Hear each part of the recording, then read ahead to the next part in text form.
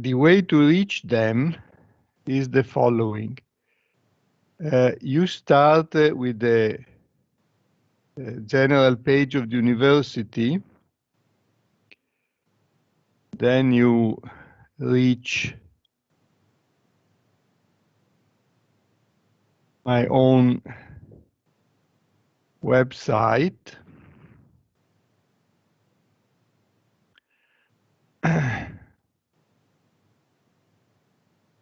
Here.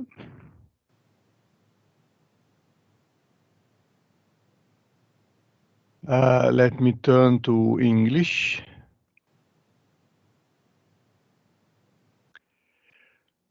Okay. Then you go to teaching here.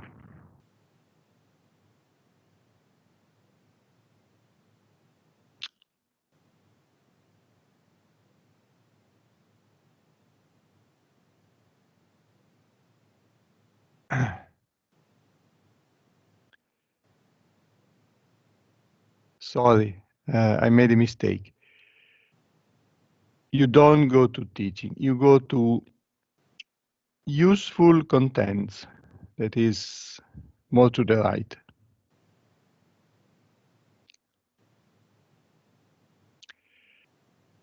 Then in this page, in the middle, you can see a link called More Information About Emeruden.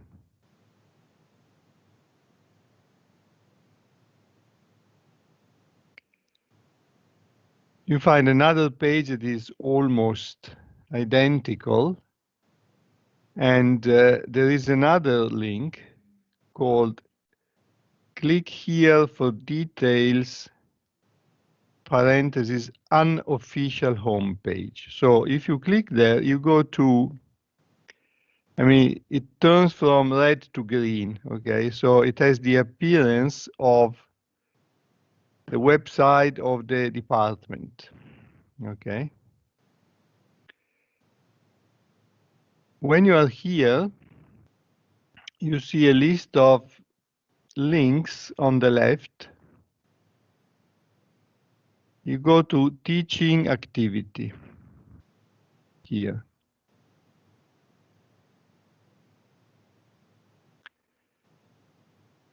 Then you go in the middle, you see teaching activity again.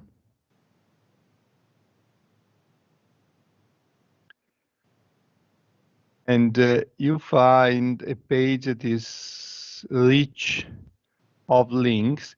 There is also a link bringing to the details about the teaching activity held in the first semester of the year 2020. This is incomplete because this is reachable only from a server that is in the faculty building. Okay, so for the moment, don't use this link. Okay, but if you enter this link,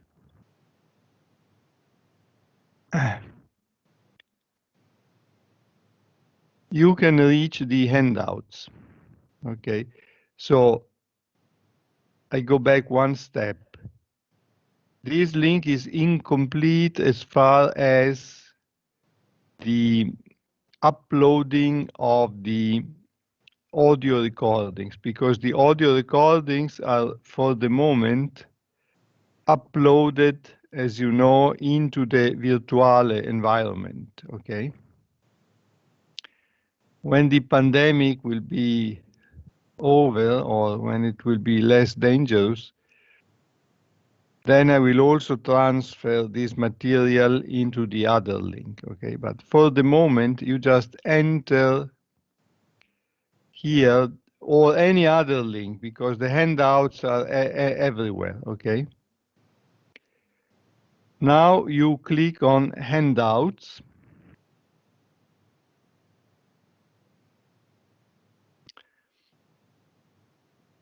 And you see a list of things: notes, projections, slides, seminars, etc., etc.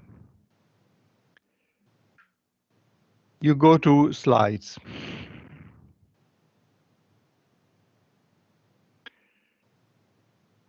slides are organized depending on the name of the course. You may also see names of courses that do not exist anymore. Okay, some are in Italian, some are in English. Okay, but all slides are in English.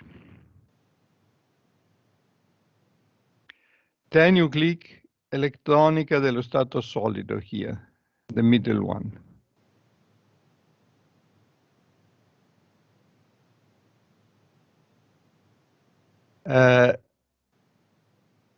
These slides are organized by subject. The subject is written in Italian. And then you see, for each subject, you see one or more links. If the link is in Italian, it is a figure, so no problem, like this one. If the link is in English, it is a slide, like this one.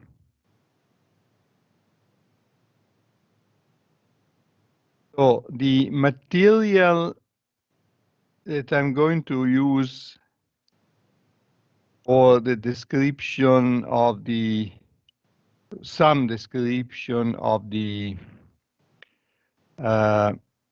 vibrations in crystals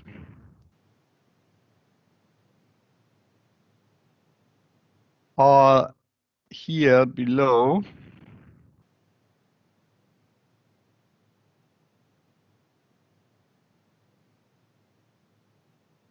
There are many, as you can see.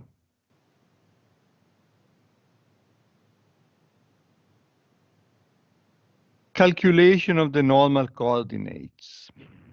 Okay. So if you click on calculation of the normal coordinates 1,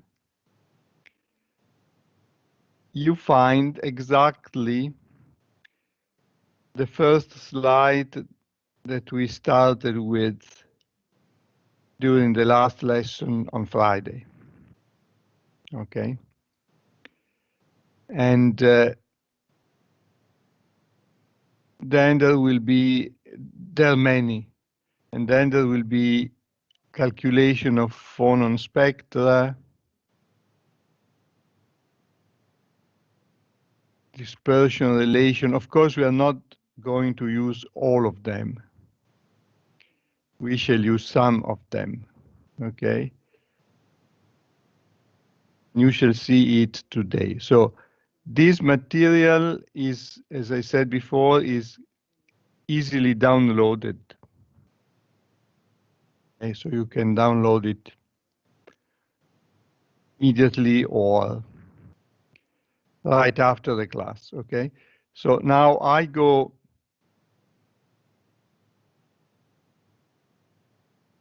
directly to the page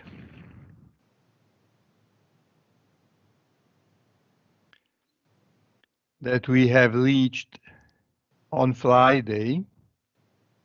Here, let me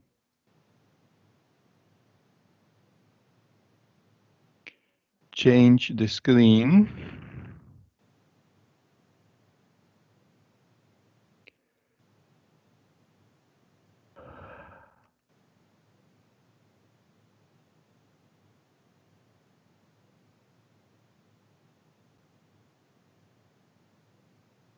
Okay, now you should be able to see a slide entitled Calculation of the Normal Coordinates for. And we were talking about the elastic matrix, as you remember. And we noticed that the elastic matrix is a square matrix whose size is enormous because we have a number of nuclei that is equal to some number n that is very large because it is the total number of nuclei that are present inside a crystal. Okay.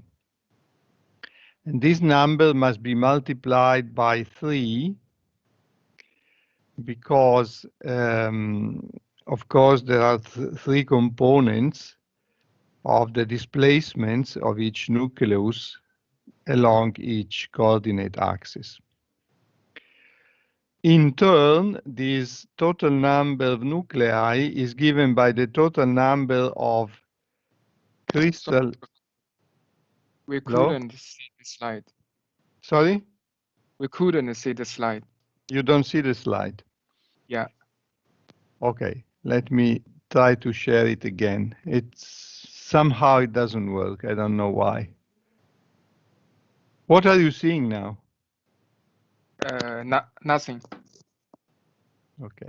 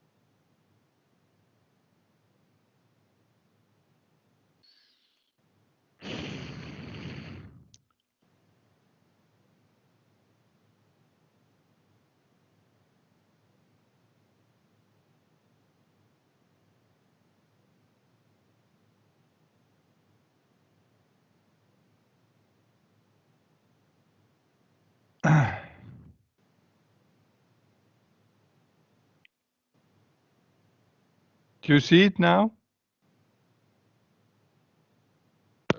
No. Okay, so I put the system down and start it over again because it's some malfunctioning that I cannot control. So I will put it back again in a second. Thank you.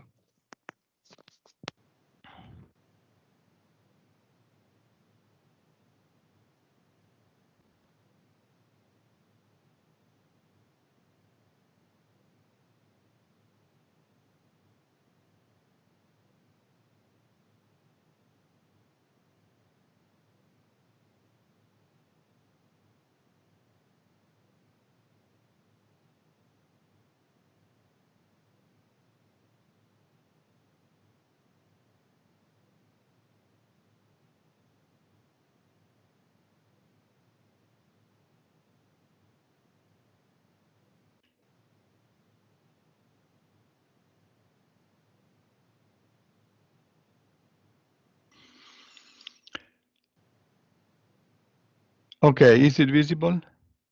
Yes. Okay, Thank you good. so. Thank you. Okay, so let's continue. We made some reasoning, though, that showed that when you have a periodic structure, like a crystal, you can reduce very much the total number of degrees of freedom of the problem. In particular, you have what is called the translational invariance. That is, the entries of the elastic matrix in a periodic crystal, in a periodic structure, do not depend on the individual position of the elementary cell, but they depend only on the relative position of two cells with respect to each other. You remember that each entry of the elastic matrix has several indices, and it always has at least two indices related to cells. One is called M and the other is called N, okay? So this entry depends only on the relative positions of the two cells involved. not on the absolute position of each cell inside the crystal. So because of this, the number of independent values of the cell indices is decreased very much because we have only NC entries that are independent from each other. So this is a first and very important simplification that we can introduce. The other simplification is, of course, that in each elementary cell, we have one or a few atoms. At most, we have maybe 3 atoms in each elementary cell. And these atoms may be different. So we may have 3 different masses, okay? However, obviously, these masses do not depend on the coordinate axis, and they also do not depend on the cell. If there are 3 atoms, because we have a chemical compound in which there are 3 different chemical species or chemical elements, we have just 3 masses that repeat themselves everywhere inside the crystal. So we have another simplification about the index of the mass, okay? After introducing these simplifications, we write down, and this is the point where we stopped last time, okay?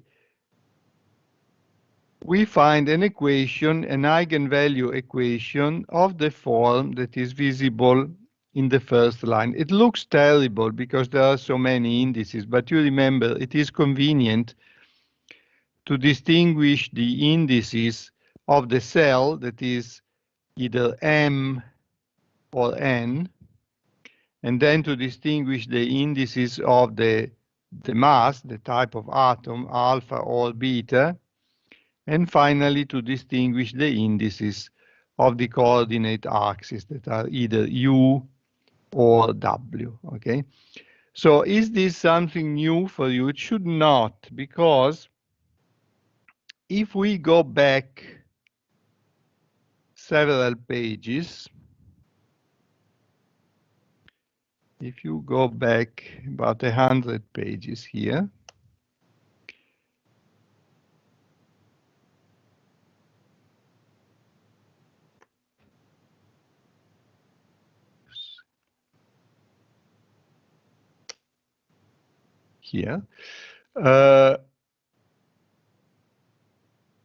a few lessons ago, you remember we found this eigenvalue equation.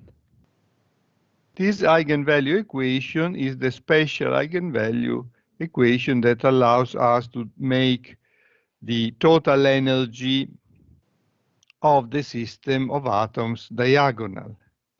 So that allows us to find the normal modes of oscillations, okay? So this equation is written in vector form. C is the elastic matrix, E is a vector that is the eigenvector, M is the diagonal matrix of the masses, and omega square is the eigenvalue. So this is just the standard eigenvalue equation that we have to solve. And the equation that we were examining a minute ago is just the same. If you memorize this one and then you go to this one here, it is exactly the same equation written explicitly.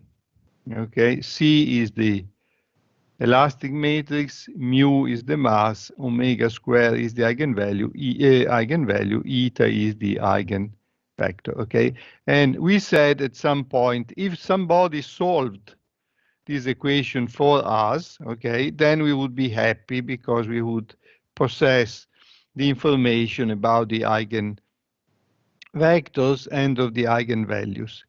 You also remember that the eigenvalues are the frequencies omega squared. Omega is an angular frequency because the units are the inverse of a time. And they are the oscillation frequency of the lattice vibrations. Okay. Now the issue is how to solve this equation. We are not going through the full solution process, but I will give you some indication about how an equation like this is solved. Uh, the first observation that one can make is that the presence of this mass mu alpha on the right hand side is inconvenient. It's like a coefficient with an index that we don't like too much. So the question is, can we manipulate the structure of the equation in order to eliminate formally that mass? This is very easy because we simply scale the eigenvector. Okay, if you look at this line in the middle, we define a scaled eigenvector whose component is called z, and we define it as the original eigenvector eta times the square root of the mass. Why is it the square root? Because we need it for the scaling. So we incorporate the square root of the mass into z, and then there is another square root that we bring to the denominator on the left-hand side, okay? So it is just an algebraic manipulation on the symbols.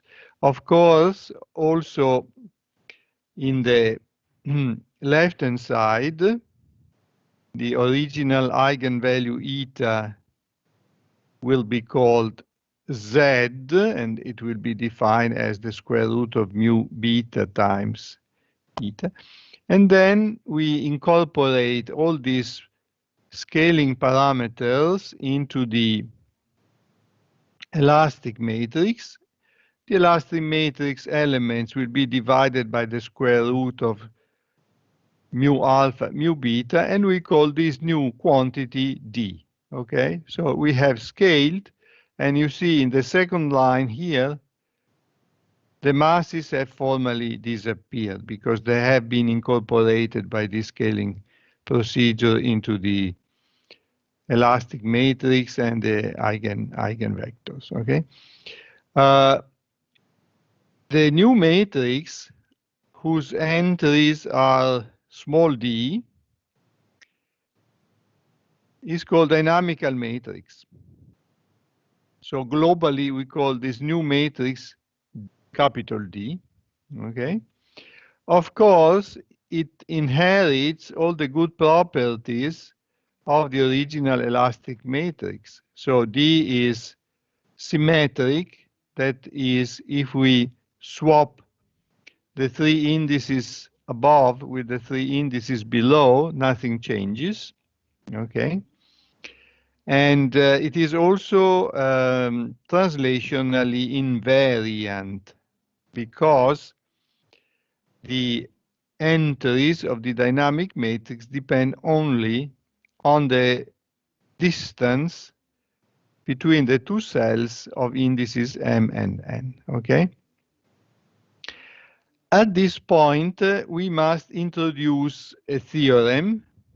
This theorem is very important because it provides some properties of the eigenvalue problems in which the matrix is translationally invariant. And this is a very general theorem. Unfortunately, we do not have time to prove it. So we should take it as granted, okay? This theorem is very important and applies not only to matrices, but also to operators, okay? That is like differential operators that act on continuous variables, okay?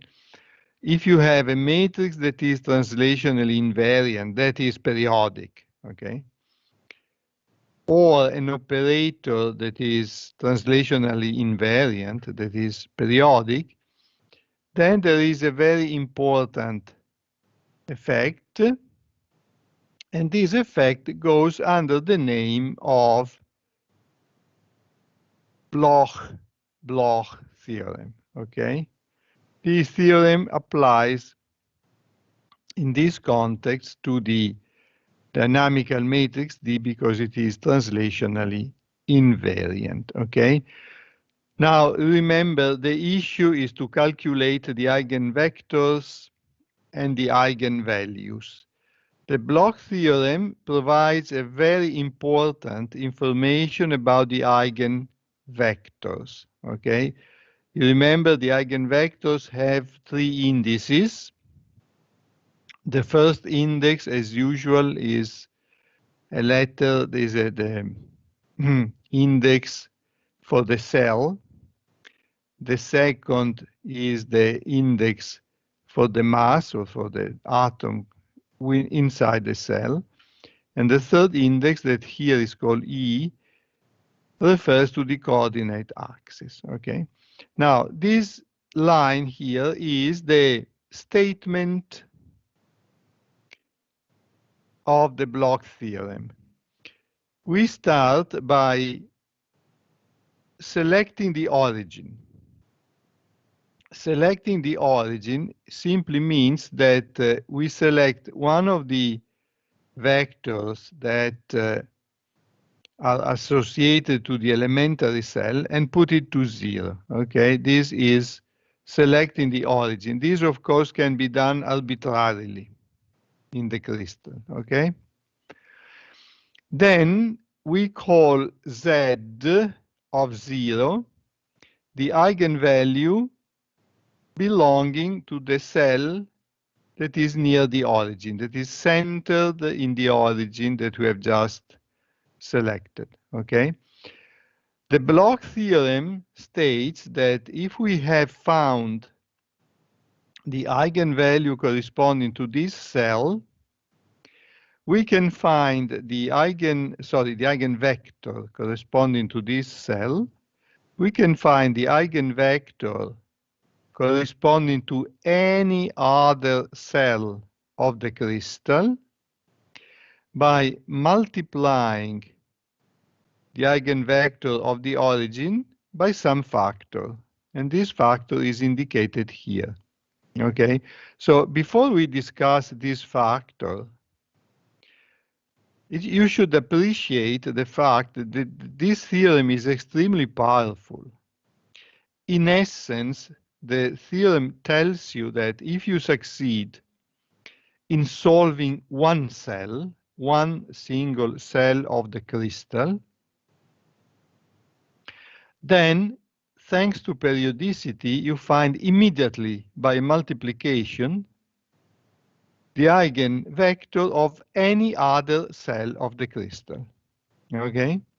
So this reduces the calculation to the simple calculation of solving the problem for a single cell. Okay? So you can appreciate this using the example of an elementary cell in which there are 3 atoms, okay, that are many, okay? It is a chemical compound with 3 elements, okay? If you have 3 atoms, index gamma goes from 1 to 3. And of course, index E, that is the coordinate index, also goes from 1 to 3, okay? So the single cell has 9 degrees of freedom. And solving within a single cell implies that you have to solve an algebraic system 9 by 9. In contrast to the enormous algebraic system that you had to solve if you wanted to solve the full elastic matrix completely at the same time. Okay, so this is an enormous reduction of the complexity of the problem thanks to the periodicity of the crystal. So I'm spending much time on this page, but this page is very important to understand what happens. Okay, so now assume that you have solved in the cell number 0. You know Z of gamma E at 0. Okay, to find the eigenvector in any other cell can be indicated with respect to the origin by a translational vector that we call Lk. Okay, so you fix Lk, then you multiply Z of 0 by the exponential of C dot Lk. So the issue is, what is C? What is this new vector C? Okay, so this new vector for the moment is any complex vector. Any complex vector. Okay? Of course, this is very vague. We must specify better what is C for, but for the moment, any complex vector is okay. What are the units of this complex vector C? Well, the units are such that the dot product C dot Lk is dimensionless. Okay? That means that C has the units that are the inverse of those of a length. So we expect that C belongs to the reciprocal lattice, okay, because the units are the inverse of those of a vector of the direct lattice, okay.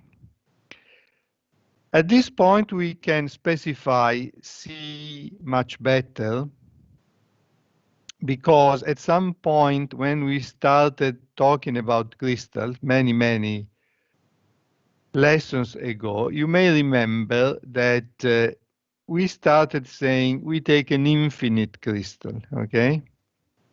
Because only an infinite crystal is really periodic. But at some point we remembered that real crystals are not unlimited in space, okay? So we said we extract from the infinite crystal, we extract a finite crystal by sectioning over pairs of parallel planes, okay, in the 3 directions. So we extract a finite block from the infinite crystal, okay. The very moment we do so, we lose periodicity. The finite block is non-periodic, okay? So periodicity is gone. But periodicity is so convenient that we restore it, and we performed, as you remember, the mathematical trick of folding the crystal onto itself. So folding is, we can do it on the paper, of course. We impose that the left face is identical to the right face, the upper face is identical to the bottom face, and the front face is identical to the back face, okay? We can specify mathematically this operation. I may have mentioned that this operation goes under the name of imposing the periodic boundary conditions, or alternatively, they are also called the Born-von Karman boundary conditions. The name Born-von Karman is visible on the page, okay? If you do that, you find the form of vector C. Also, this is something that we don't have time to demonstrate. it turns out that imposing the periodic boundary condition specifies the form of vector C, and this vector turns out to be purely imaginary. So C, because of the periodic boundary condition, becomes the product of the imaginary unit J times a real vector Q. This real vector belongs to the scaled reciprocal lattice. So because of this, the components of Q are, as you remember, 2 pi Bs. Bs means B1, B2, B3. Okay, you remember B1, Bu, B3 are the characteristic vectors of the reciprocal lattice, and 2 pi B1, B2, and B3 are the component are the characteristic vector of the scaled reciprocal lattice. These are the components. What are the coefficients of Q? They are visible in the formula. They are the ratio of some integer number that we call momentarily nu s divided by capital Ns. So what is capital Ns? Capital Ns is either N1, N2, and N3. They are the number of cells along each direction of the direct lattice. So if you take a block of crystal, okay, and you go over the edge that is aligned with the x-axis, and you count the number of elementary cells that are along the first axis, you find some number, capital N1. Then you do the same with the second direction, y, and you find N2. And you do the same with the third direction, z, and you find N3. So these are the three numbers, and of course the product of the three numbers N1, N2, N3 is the total number of cells of the lattice, but you should remember this because we already made this calculation, okay?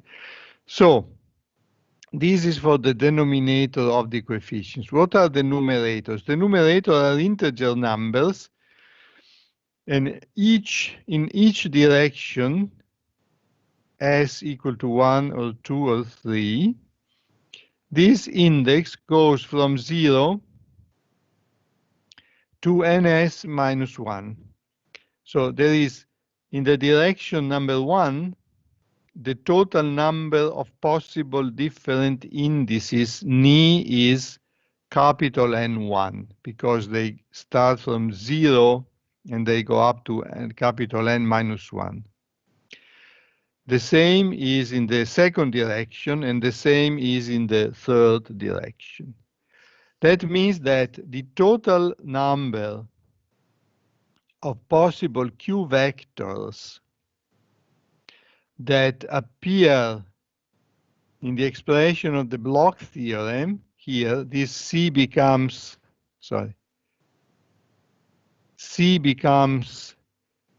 JQ, and the possible number of distinct Q vectors is, of course, capital NC, because the indices can vary independently from 0 to N1, 0 to N2, and 0 to N3, okay? So there are many determinations of this vector here, but all of them are known, okay? So the issue is, we started with this mysterious complex vector C, then after some elaboration, we found that C is purely imaginary, and its real coefficient Q has this form. So Q is completely known. So we have completely elaborated on the Bloch theorem. Okay, the Bloch theorem, as I said before, is a very powerful tool because it allows us to decrease enormously the size of the problem to be solved.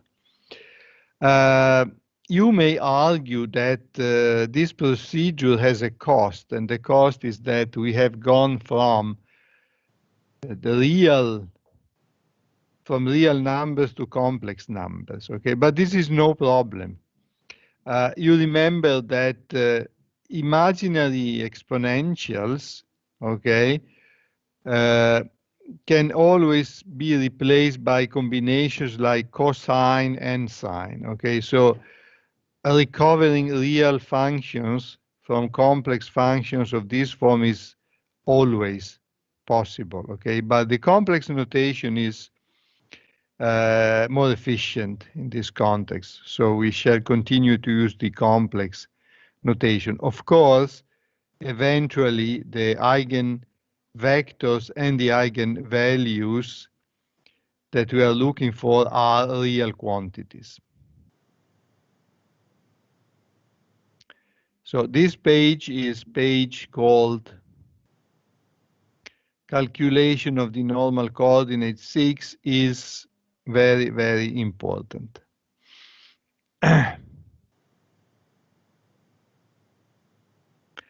How do we proceed? We are not, as I promised, I am not going to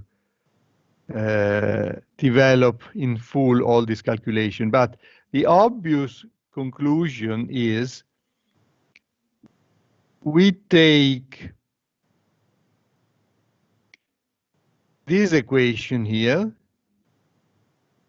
and we replace the Bloch theorem, the form of Z given by the Bloch theorem. So we replace Z of m alpha u with Z of 0 times the exponential, and then we do the same on the left.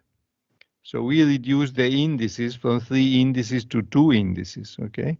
And after this replacement, we go, if you look at the first line of the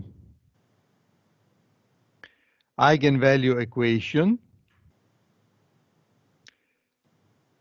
we go to the left part to the right part. The right part, you see the eigenvalues have only 2 indices because they are calculated at 0 in the cell that is around the origin, okay?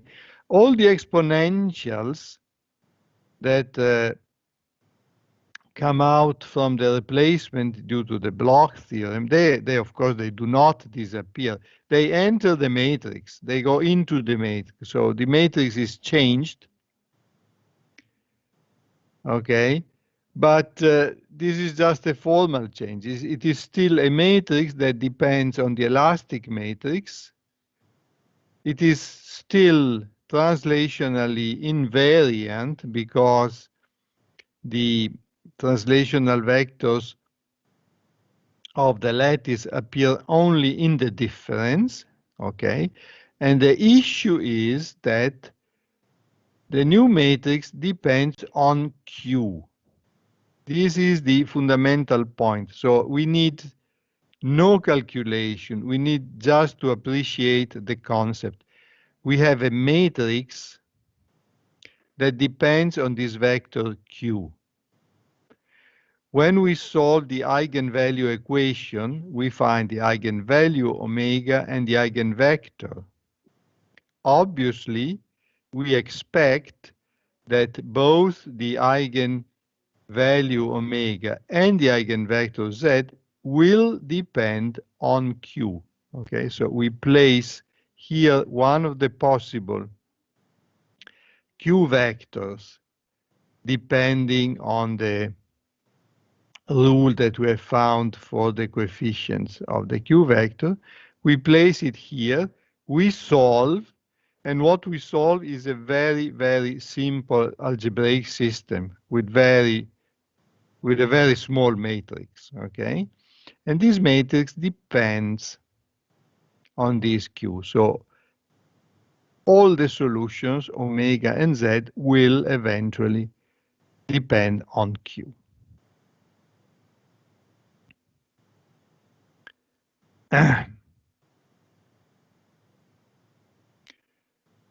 Okay, this is visible better here. What is the size of the problem to be solved? You remember, it's the number of atoms of the basis, because we are considering a single cell, times 3, because we have 3 axes. Okay, so it is a 3n by 3n matrix. Very, very simple. Okay. You remember how we solve an eigenvalue problem. We must impose that the determinant is 0. Okay, this is trivial algebra. So we find an algebraic equation of order 3 times nb. After fixing Q, of course, we find the solutions that are the eigenvalues, and then we replace the eigenvalues back into the equation, and for each eigenvalue we find the eigenvector z. Okay, so eventually we solve the problem. How many eigenvalues and eigenvectors will eventually be found? Well, as I said, the problem has the dimensions 3 and b. Okay, but the solution of the problem must be repeated for each possible vector q. And as you remember, we calculated that the total number of distinct q vectors is nc.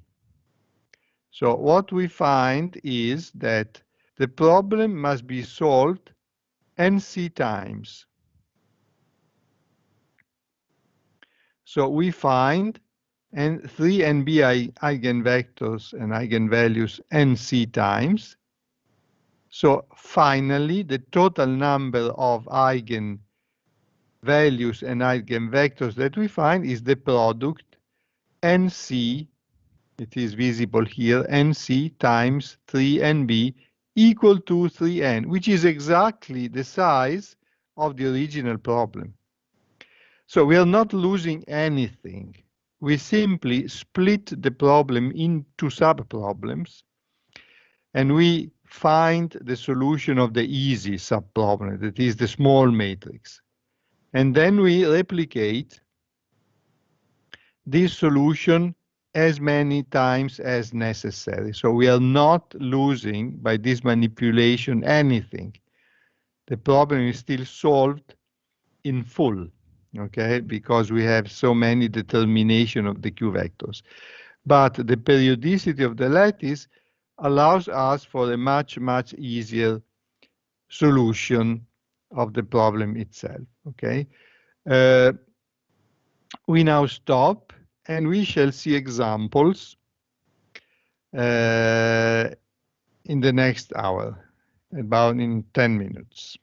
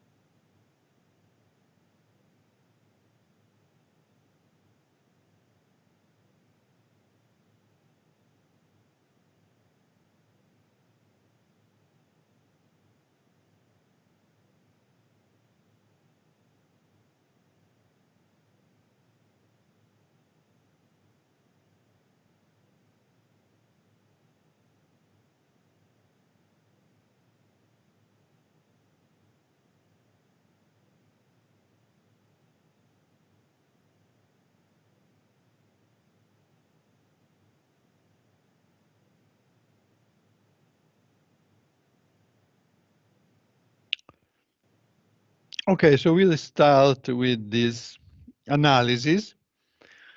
And during the solution procedure,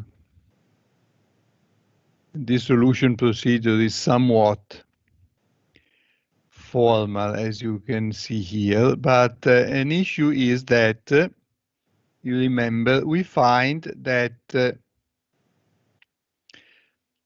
the eigenvalue and eigenvectors depend on the Q vector that we have selected. One of the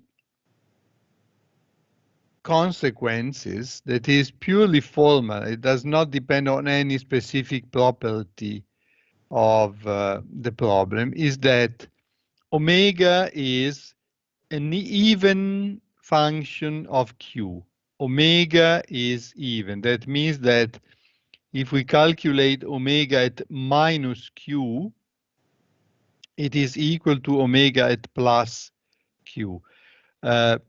This relation is similar to the relation that exists between energy and momentum, okay? And this is no surprise, okay? Because these concepts here are related, okay?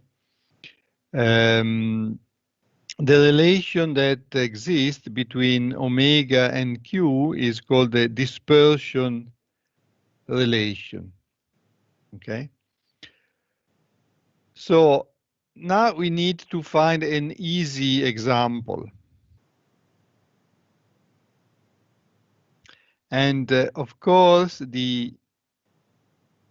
before we find the easy example, I just want to go back and recover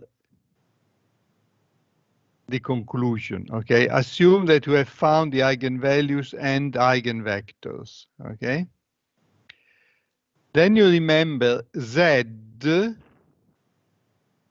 that is the eigenvector, was obtained by a scaling operation on another vector that was eta. Okay, so in order to recover eta, we simply scale in the other direction. We multiply Z by the square root of the mass and we find eta. And when we put all the eigenvectors eta together, we find the matrix that we call G. You remember at some point we have found the matrix that is called G. Okay? Then, if we take G and multiply by G the normal modes of vibration, we find the actual displacements of the lattice. Okay? So all this chain of equalities can be also traced back and we recover completely, if it is necessary, the displacements of the atoms. And these displacements are a linear combination of the normal modes. So the normal modes, you remember, in complex form are function of time in which we have the exponential of omega and the exponential of minus omega. So we can now specify it better.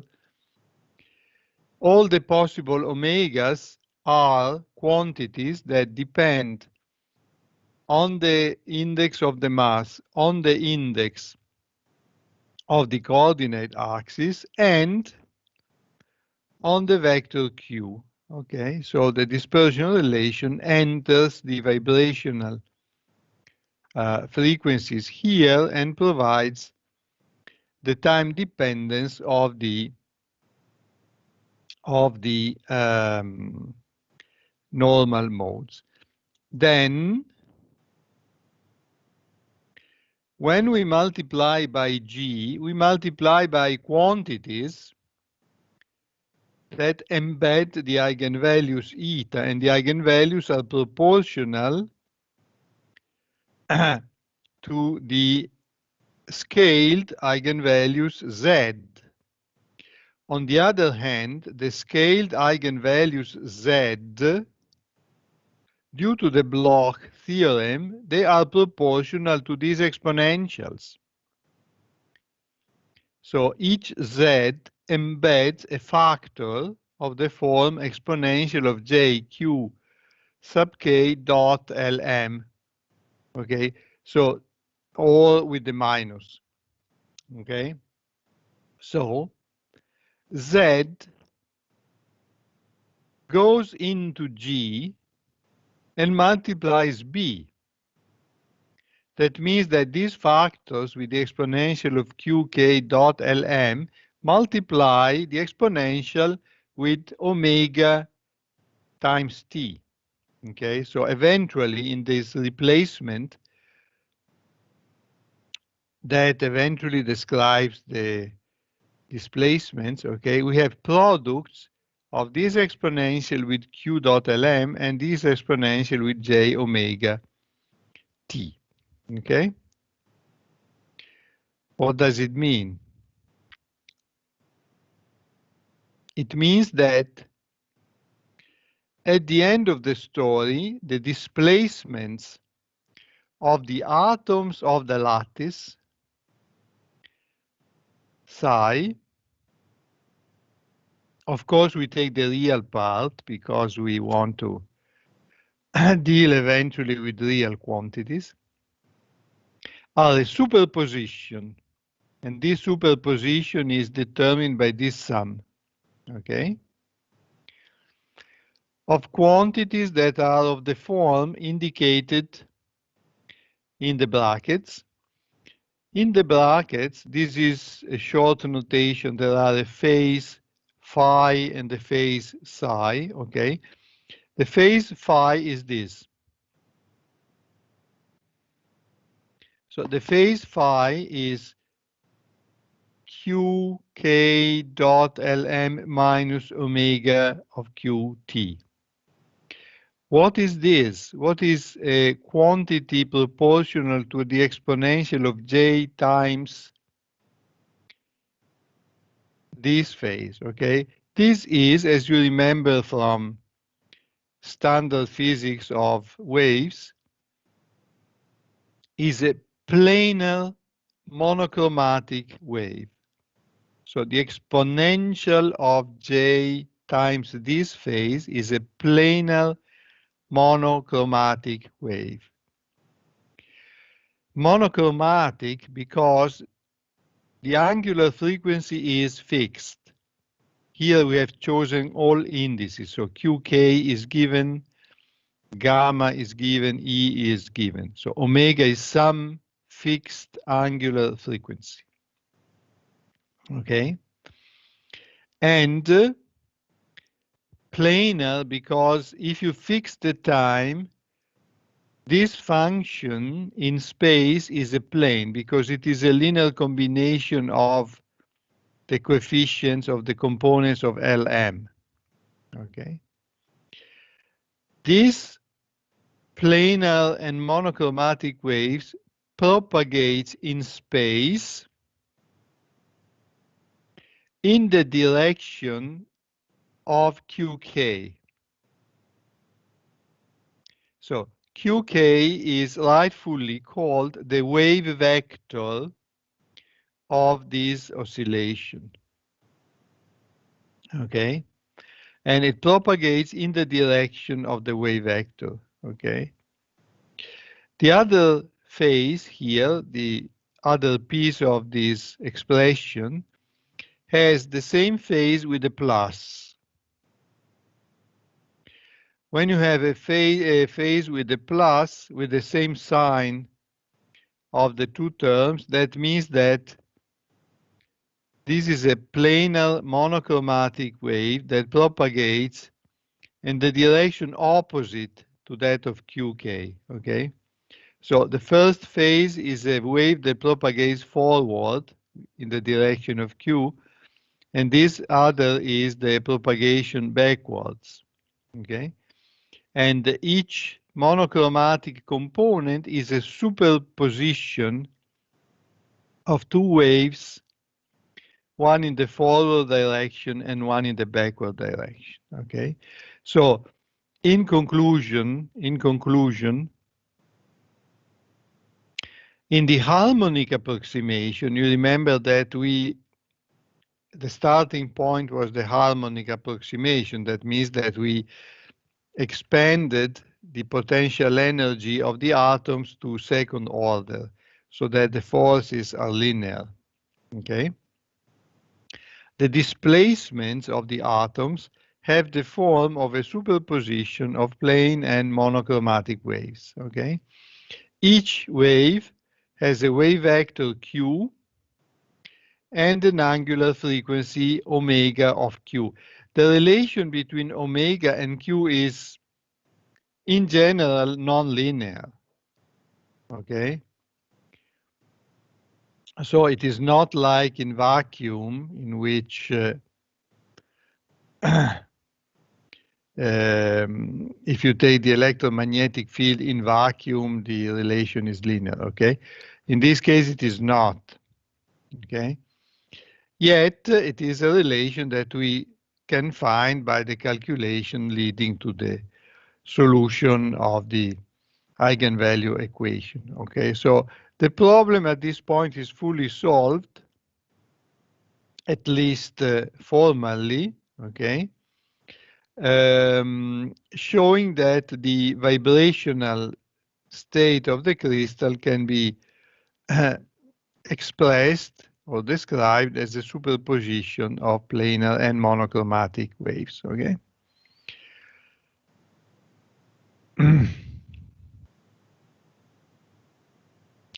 Now we should consider some example, and for this we need some nomenclature. Okay, so the wave corresponding to a given wave vector q is called a vibrational mode. Okay, now the issue is how many vibrational modes are there? Very many, because you remember the total number of q vectors is equal to the total number of cells of the direct lattice. Okay. Now, in principle, all these vectors are described by discrete indices. But in practical applications, they are so many that we may consider them as continuous variables. So if necessary, instead of considering Q as a discrete vector, a vector defined by an index, we can approximate Q as a continuous vector. Essentially, when we need to calculate derivatives, we do it, okay? Q ranges over the first Brillouin zone. Why? Because you remember the expression of the components of Q.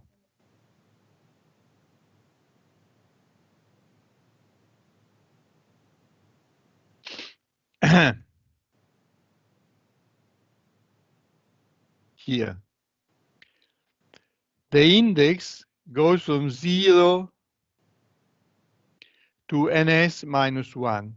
So 0 is the center of the Brillouin zone because it coincides with the origin of the reference in the reciprocal scale lattice, okay? And when Ni-S reaches the maximum, this ratio goes near to 1.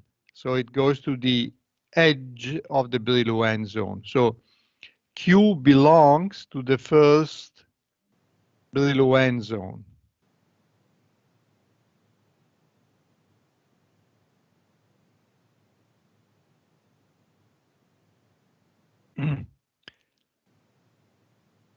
We anticipated that the function omega of Q is also called dispersion relation. This relation can be thought of as many function omega of Q, in which each function depends on the choice of the indices. Okay, you remember the gamma index goes from 1 to NB, the total number of atoms of the bases. And E ranges from 1 to 3 because it is related to the coordinate axis. Okay, so we have 3 times NB choices of the indices, and for each Q we have 3 times NB functions omega of Q. So this dispersion relation can be viewed as a many-valued function of Q, okay, with a number of branches that is equal to 3 times NB. Now take one branch and take the modulus of the wave vector, okay?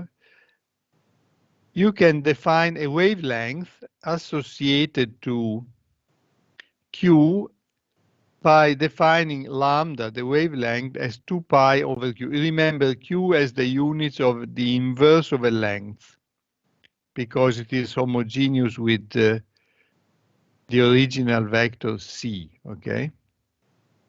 So lambda is a length. We define the wavelength as usual as 2 pi over the wave vector.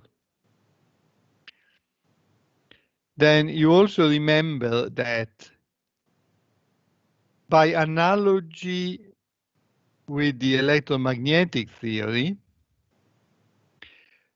we define the phase velocity as the ratio of the angular frequency over Q, or equivalently as the product of the wavelength times the frequency. And the frequency obviously is defined as the angular frequency over 2 pi. Okay, so by analogy with the electromagnetic theory, we introduce a wavelength. Of course, this wavelength is a wavelength of the vibrational mode. Okay, this is not an electromagnetic field. Okay, it is a vibrational field. UF is the phase velocity. Ni is the frequency. And we introduce another concept because you remember the dependence of omega over Q is non-linear. Okay, so we can define the phase velocity as omega over Q, but we also can define the gradient of omega with respect to Q.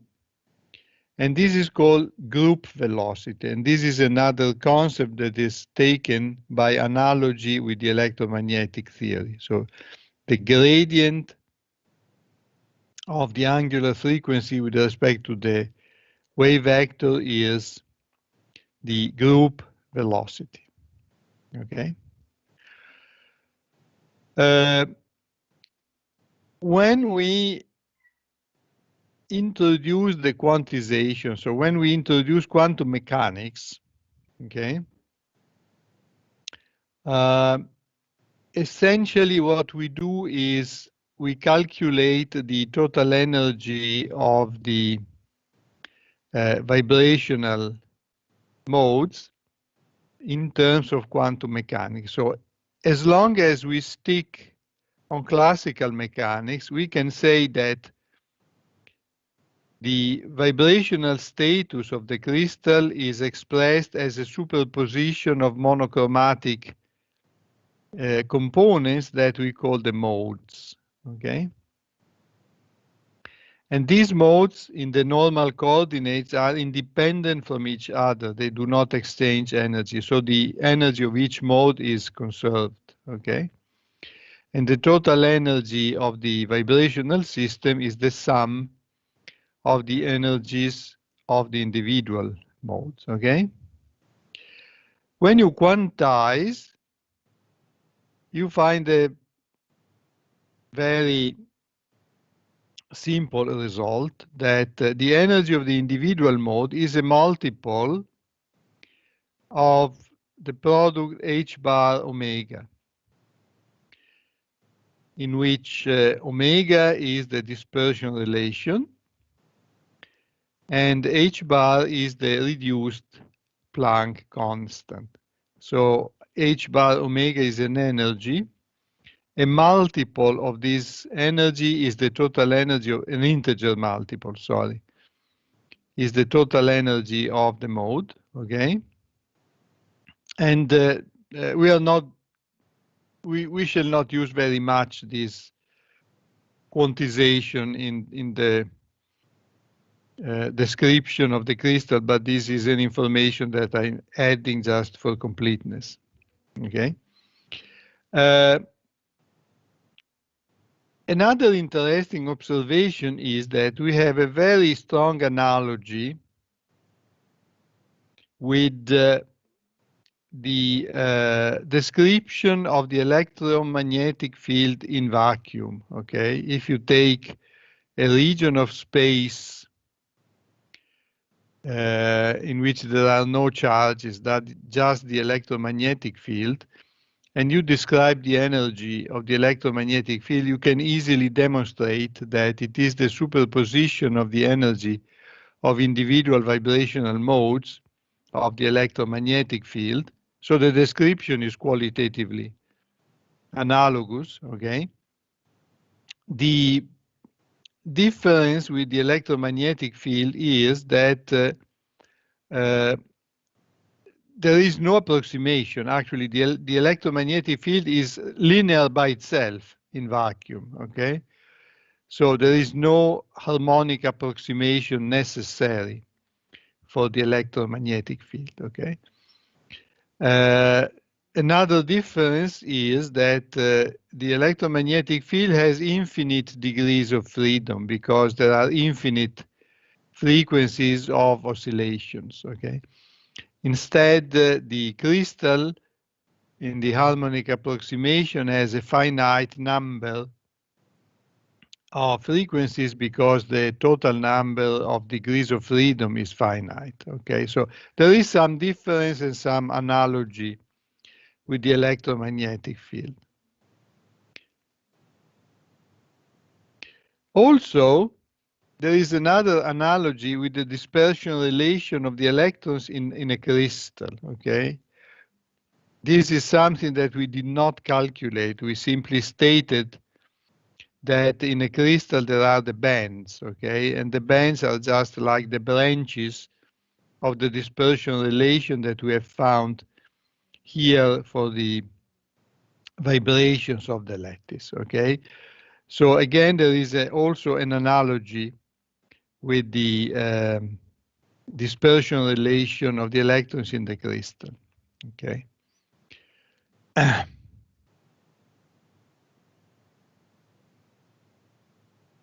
Now we can start with an example, okay? What is the simplest possible example? The simplest possible example is that of a lattice that is one-dimensional, which is of course not very realistic, but very useful for the simplifications of the analysis. So we take a lattice that is one-dimensional. So the indices of the axis reduced to 1. And also we consider a monatomic lattice. That is, there is only one atom per cell, okay? So also the index NB is reduced to 1, okay? So of course this is the simplest possible example, but still very useful. So assume that there are a total number of cells equal to NC as usual. All these atoms form what is called a one-dimensional chain. And this chain is aligned with the x-axis, okay? So in one dimension, the characteristic vectors, of course, can be called A without any index. A is equal to a scalar, a positive scalar A times the unit vector I of the x-axis. And the positions of the nodes, of course, are 0, A, 2A, etc., up to the final one that is NC times A, okay? Then the translational vectors have the form that is visible here. Ln is equal to n times A times the unit vector I of the x-axis, okay? Then we must remember that at some point we shall impose the periodic boundary condition. The periodic boundary condition impose that the nodes of indices n equal to 0, that is the first node on the left, and n equal to nc, that is the last node on the right, are actually the same node. So we shall remember this at some point, okay? So the total number of atoms, of course, is equal to the total number of cells. The variation of the indices are those that are indicated here in the middle. And obviously, since we have only one atom per cell, we may assume that the equilibrium position of each nucleus coincides with that of the node, okay? So that the displacements will be calculated with respect to the nodes.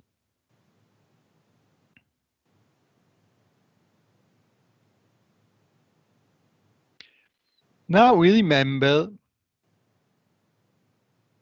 the expression of the force, okay? The linear monatomic chain that we are considering here as an example is so simple that we can calculate the dynamics of it down to the end. We can perform in full all calculations. So we have to solve the Newton equation for the nuclei, okay?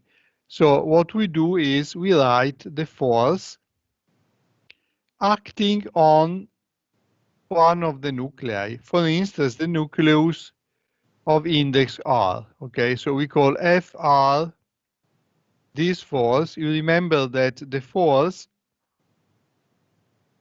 is minus the gradient of the potential energy.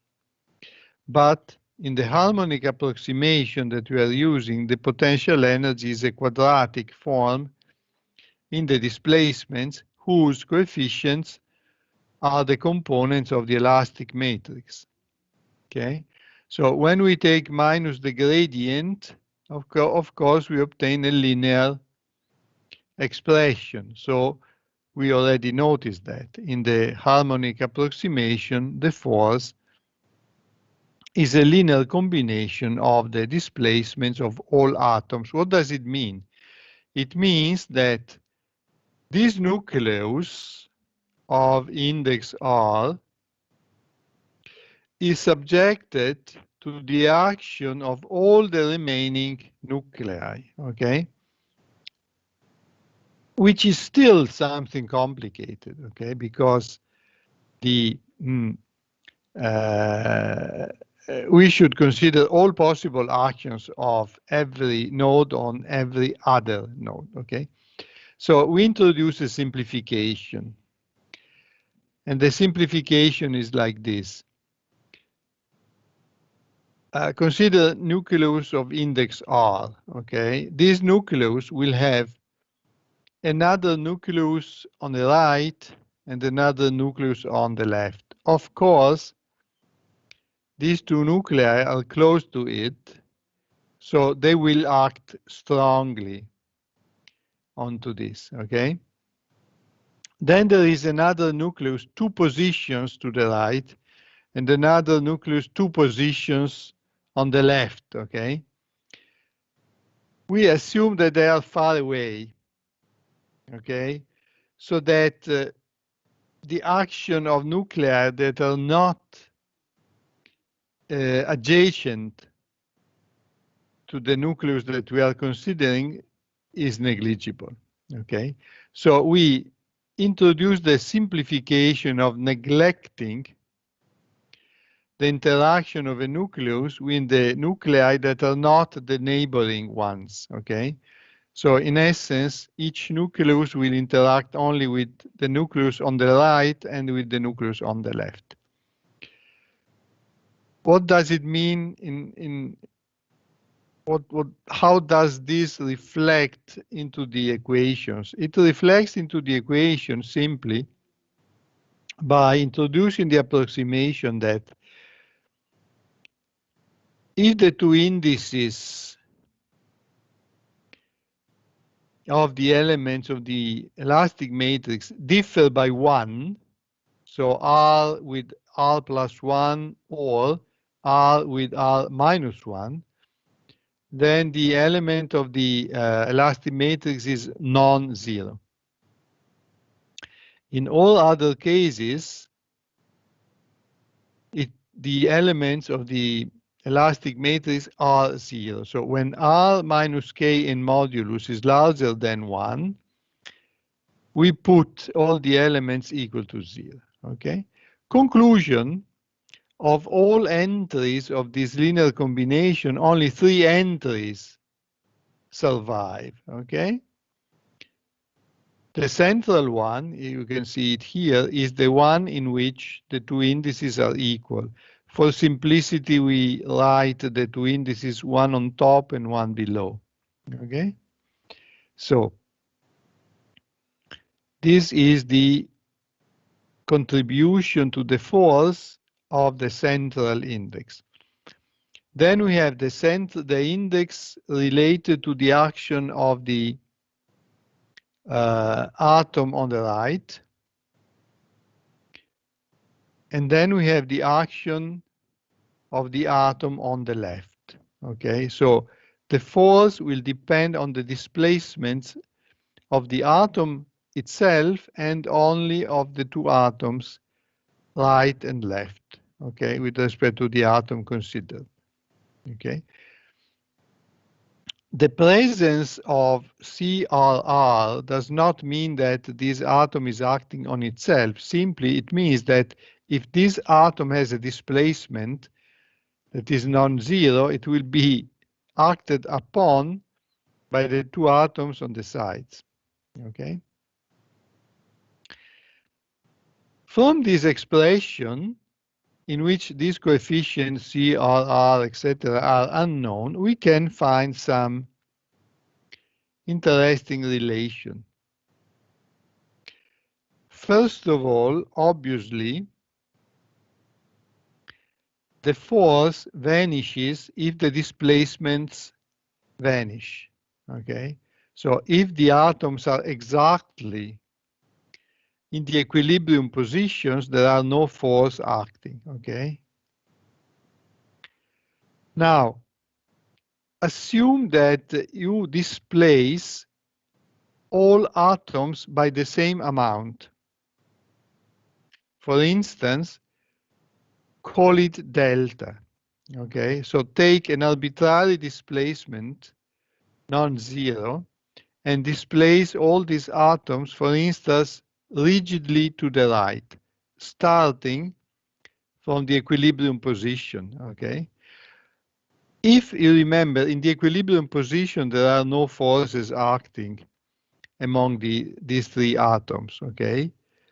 If you displace them rigidly to the right or to the left, still there are no forces because the interatomic distances do not change.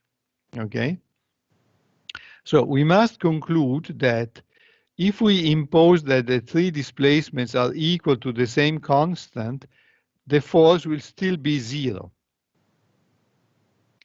But this implies that the sum of the coefficients must be zero. If you replace psi r minus 1, psi r, and psi r plus 1 with the same constant and force the total force to be zero, so you find that these three elements are not completely independent. The sum must be equal to zero. So this is the first relation. Let's continue.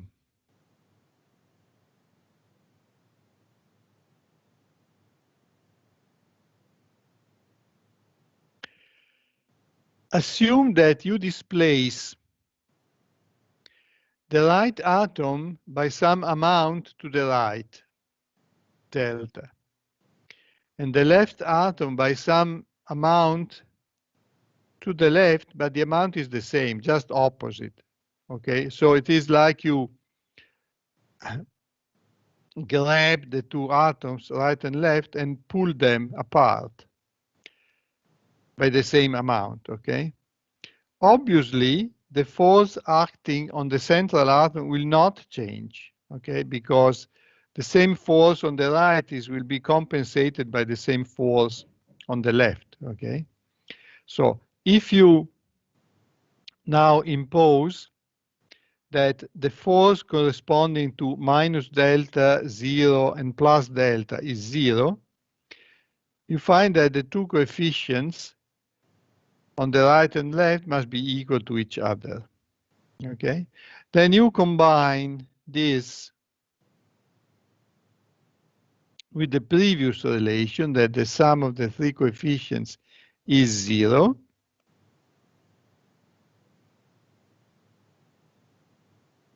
And find that the central coefficient is minus 2 times the left coefficient, and also it is minus 2 times the right coefficient, because these two coefficients are equal.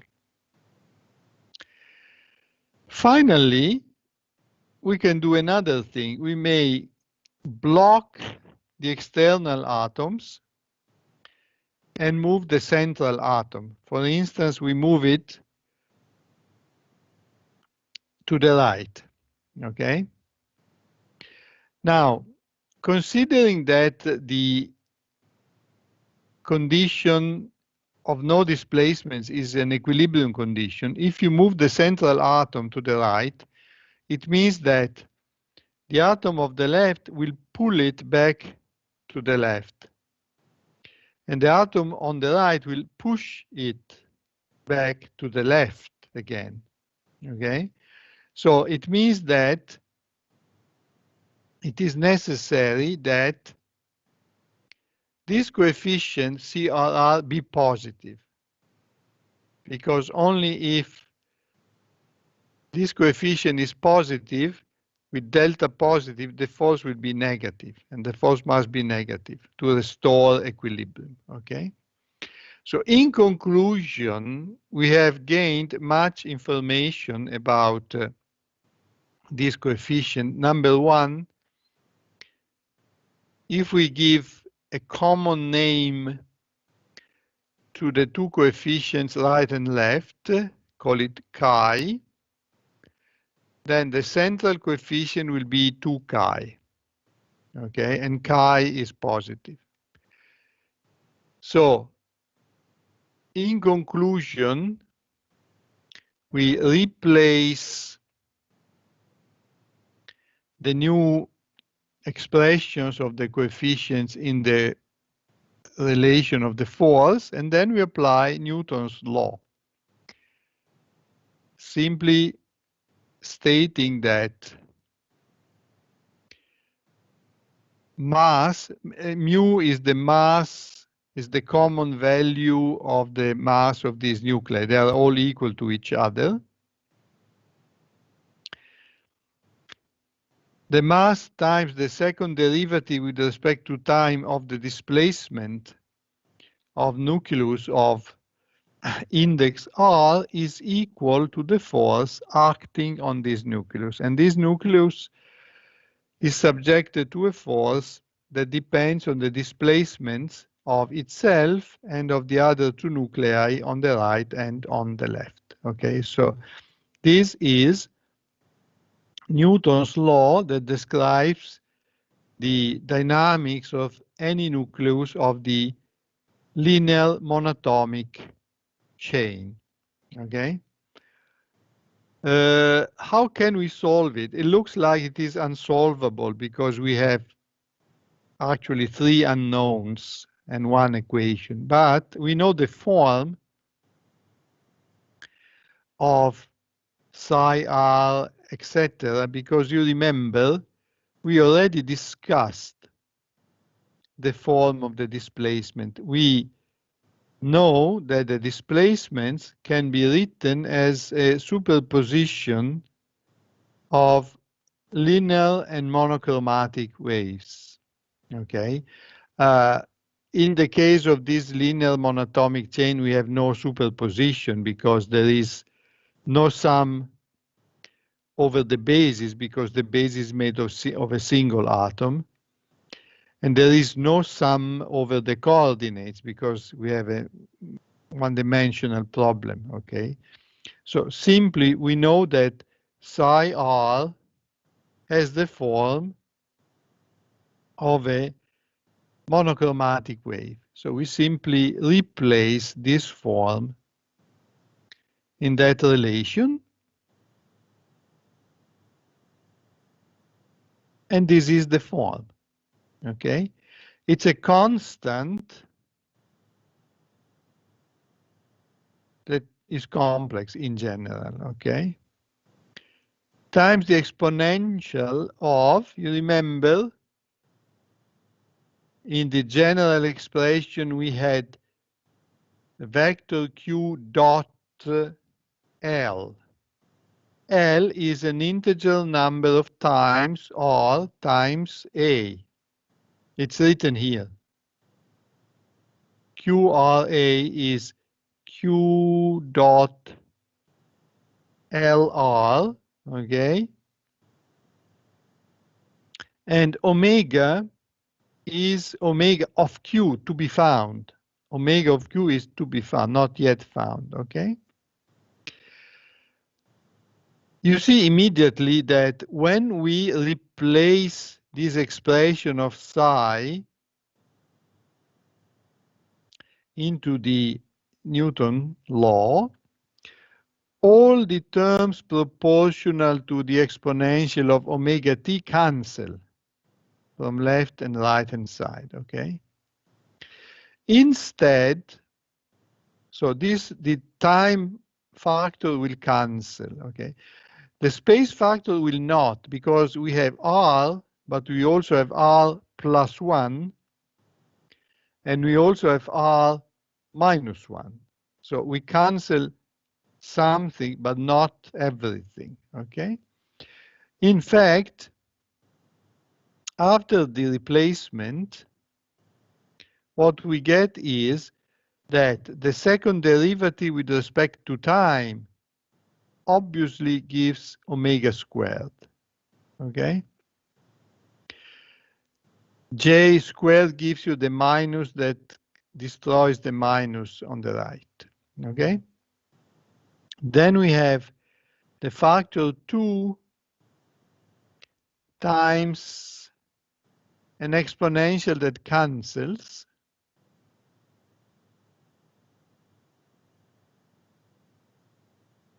Here, then we have a factor 1 times an exponential that cancels times r plus 1. R plus 1 survives and gives you this. And here we have r minus 1, and the minus 1 survives, okay? Then you put together the two exponentials, you obtain the cosine times a factor of 2, and then you manipulate 1 minus the cosine and you get the sine square, okay? This is immediately, as you can notice, the dispersion relation, because mu is given, chi is given, because it is the component, this component of the elastic force, okay? So this is a relation of the form omega as a function of q, okay? We introduce some coefficients just to simplify the notation. So we call omega tilde equal to the square root of chi over mu.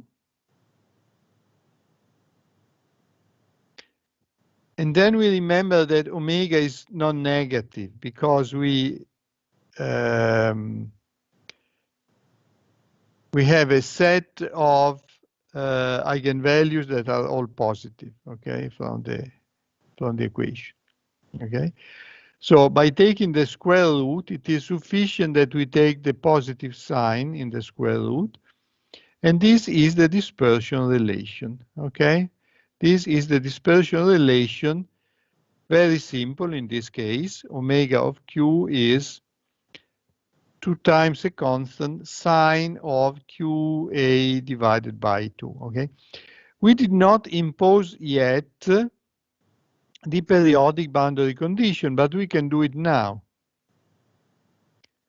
We force that the first node corresponding to r equal to 0 is identical to the last node corresponding to r equal to nc. That means that we are folding this chain onto itself. But when we fold it, we find that the displacement on the right is equal to displacement on the left, okay? Thanks to this, we apply the Bloch theorem. We have the exponential of j, q, and ca must be equal to 1, okay? So we find that q and ca must be equal, in order to have this exponential equal to 1, must be equal to an integer times 2 pi, okay? So q, as we expected, has the form of 2 pi over a, that is the modulus of the characteristic vector. It would be b1, okay, of the scaled reciprocal lattice times a coefficient that is an integer over nc, as we already know, okay? You also find that if you replace ni with ni plus nc, because of the periodicity of the sine function, nothing changes, okay? So you can limit the variability of this integer ni from 0 to nc, okay? We stop here. There is very little left for the monatomic chain, okay? But we don't have time to discuss some of the properties, so we shall do it in the next hour. So for the moment, we take 10 minutes intermission.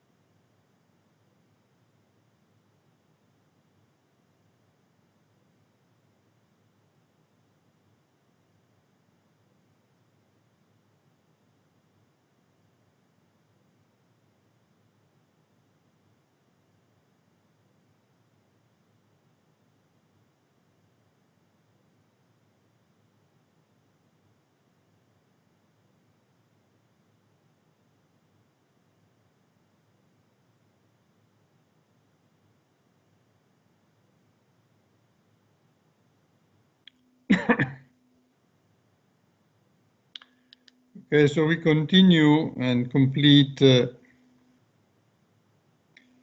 description of the linear monatomic chain. We were considering the periodic boundary conditions, showing that thanks to them we have found the form of vector Q.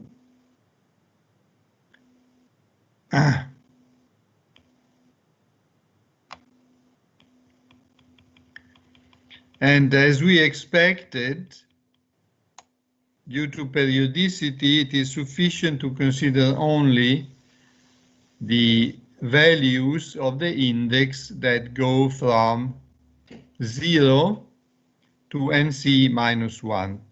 So Q, as we observed before, is a discrete quantity because it is associated with an integer index, but in general, the number of cells of the lattice is so high that we can consider Q as, if necessary, as a continuous variable. So we can take derivatives, okay? Now, we can trace back the symbols to the typical symbols that we introduce in the description of the lattice. So, for instance, you observe that when we make this index need to vary from 0 to almost NC or NC minus 1, Q goes from 0 to 2 pi over A, okay? 2 pi over A, as you remember, is the extension of the Brillouin zone in one dimension, okay? If we call 2 pi over A, we call it B, okay? B is obviously the characteristic, the modulus of the characteristic vector of the reciprocal scaled lattice, okay? So Q goes from 0 to 2 pi over A, but thanks to periodicity, we can think of Q going onto a symmetric interval that is from minus pi over A to plus pi over A. So this is just the same interval as before, simply translated a little. And this interval is centered in the origin, so it coincides with the Brillouin zone. So in one dimension, the Brillouin zone goes from minus pi over A to plus pi over A, okay? Now, after considering or after calculating the expression of the dispersion relation, omega of Q, we can calculate all the other interesting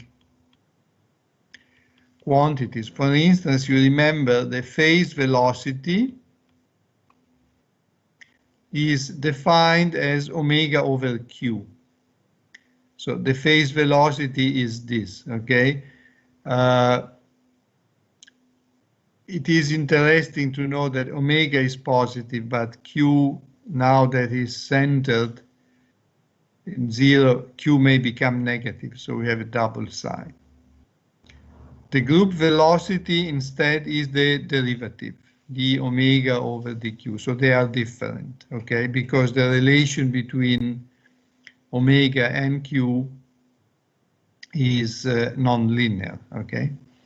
How do we select the sign? When we are on the right of the origin, we take the positive sign. And when we are on the left of the origin, we take the negative sign, okay? Obviously, at the center of the Brillouin zone, we have omega equal to 0, okay? So now, what is the form of the dispersion relation? We have a figure here. Let me make it smaller. Oops.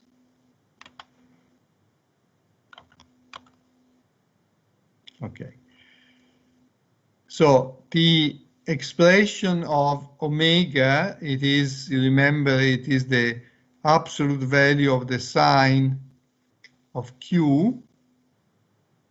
It is shown here in normalized form. So in the horizontal axis, we are using QA divided by 2. Okay, so the extension of the Brillouin zone will be 1/2 pi, this one, and minus 1/2 pi on the other side. Okay, and here we have omega normalized with respect to the coefficient. So we have omega over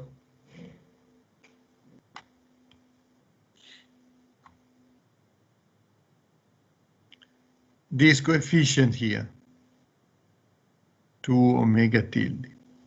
Okay.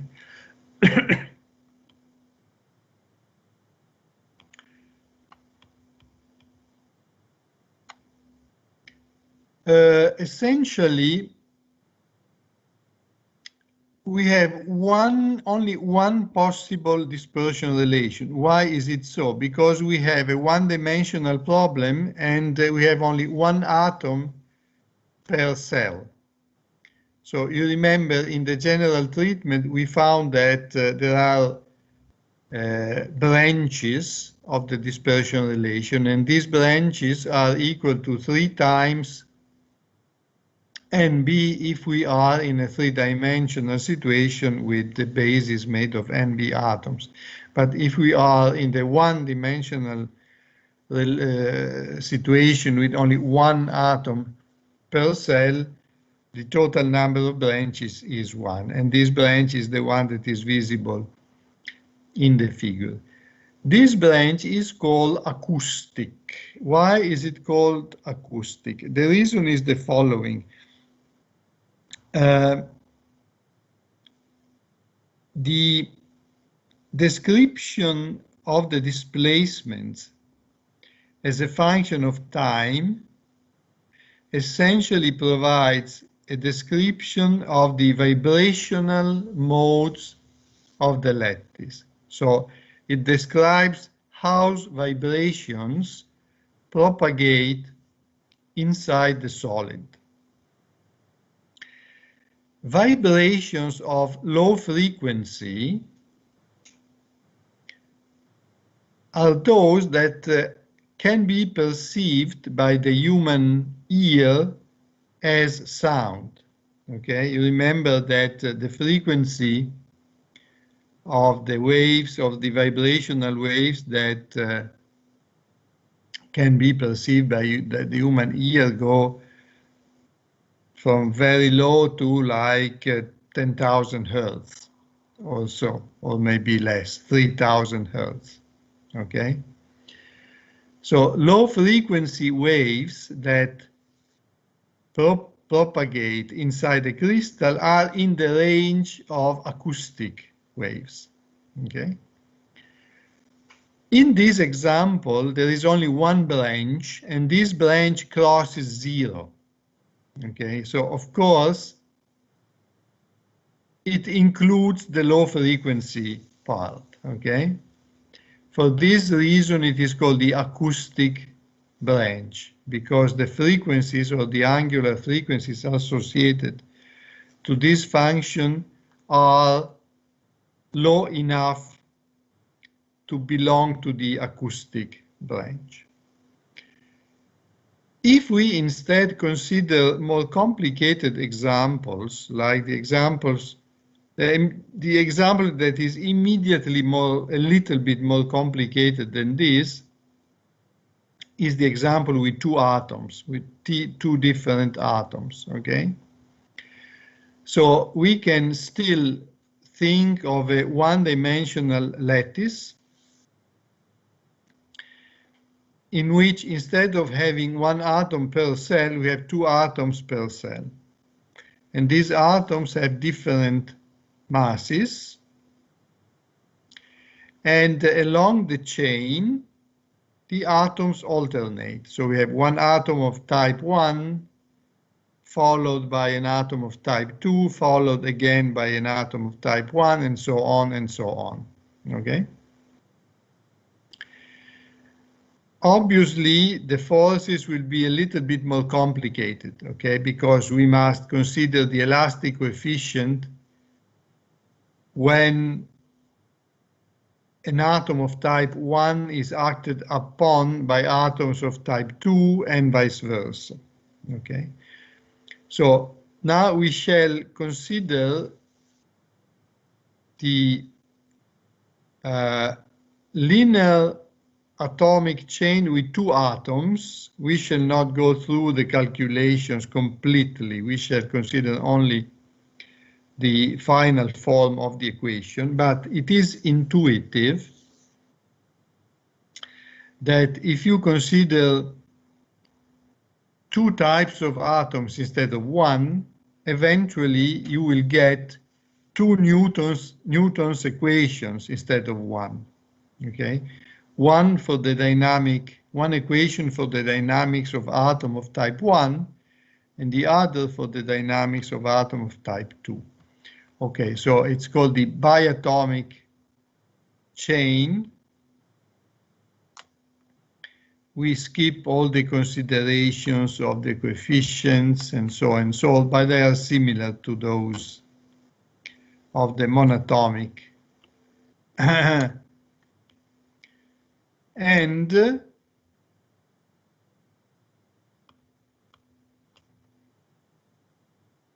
what we obtain is a set of two Newton equations that are visible here. So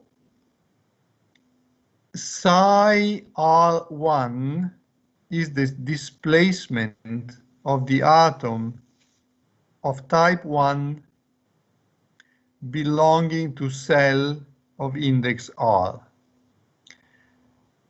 Psi R2 is the displacement of the atom of type 2 still belonging to the cell of index R. And of course, mu1 and mu2 are the masses of the atoms of type 1 and 2. And we have two types of elastic coefficients instead of one. So we have chi1 and chi2. So the problem is just a little bit more complicated, okay? We have two Newton equations, okay? These equations are, of course, homogeneous, okay? And so we have a homogeneous system that provides eigenvalues as we expected, okay? This was not visible in the linear monatomic chain because the problem was so easy that we did not consider the issue of the eigenvalues, but of course it was there. In this case, we have a 2 by 2 homogeneous system. Again, we remember that the form of the displacement is of the type of a linear, of a planar monochromatic wave. So each displacement has an exponential factor like this. We replace these exponentials. Psi 0,1 and psi 0,2 are the coefficients, okay, that are in general complex constants.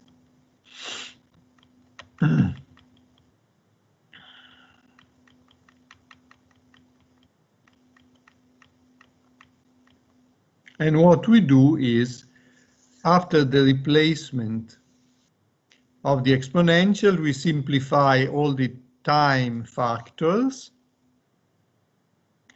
We also simplify as much as possible the space factors, and we are left with two algebraic equations that are homogeneous, so we expect to have the eigenvalues, okay?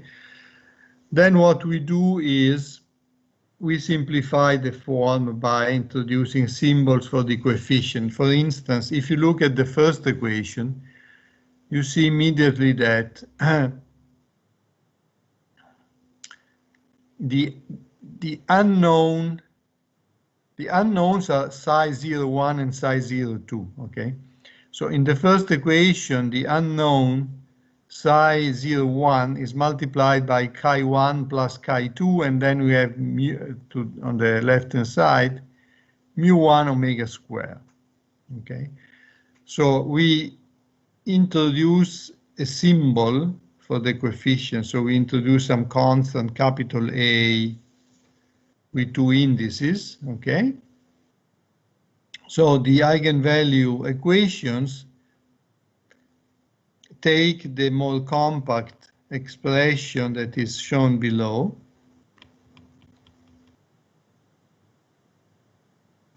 in which the coefficients are, of course, given as a function of Q, and the unknown is the eigenvalue omega square and the eigenvector that has two components, psi 01, psi 02, because we have a 2 by 2 system, okay?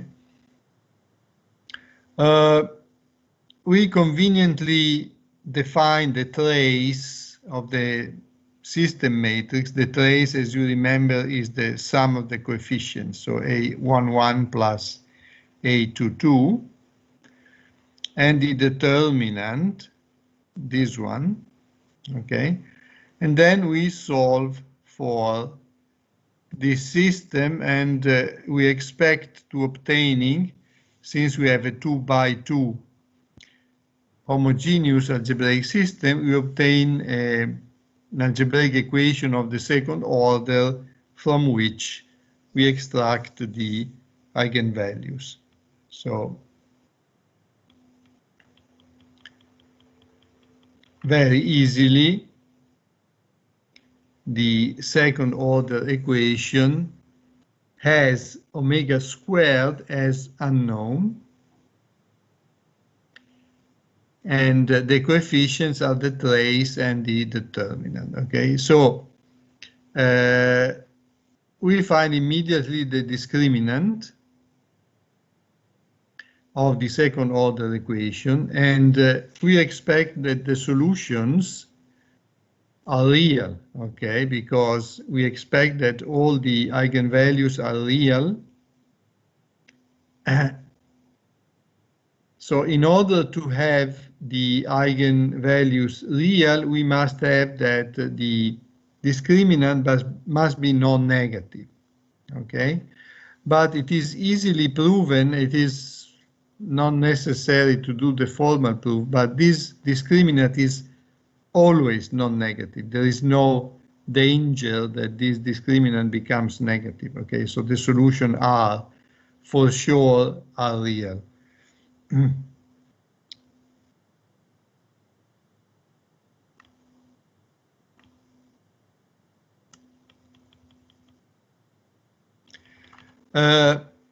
To make calculations easy, we take the two masses equal, which is a nonsense, because if the two masses are equal, we go back to the case of the linear monatomic chain. But we don't go back to that case, because we keep the coefficients of the elastic forces different from each other, okay? So we mimic the situation as if the masses are equal, but the forces are different, okay? So it is still biatomic.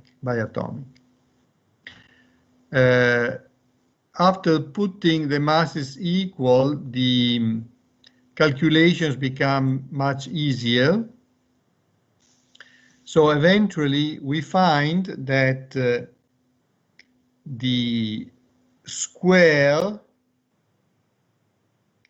of the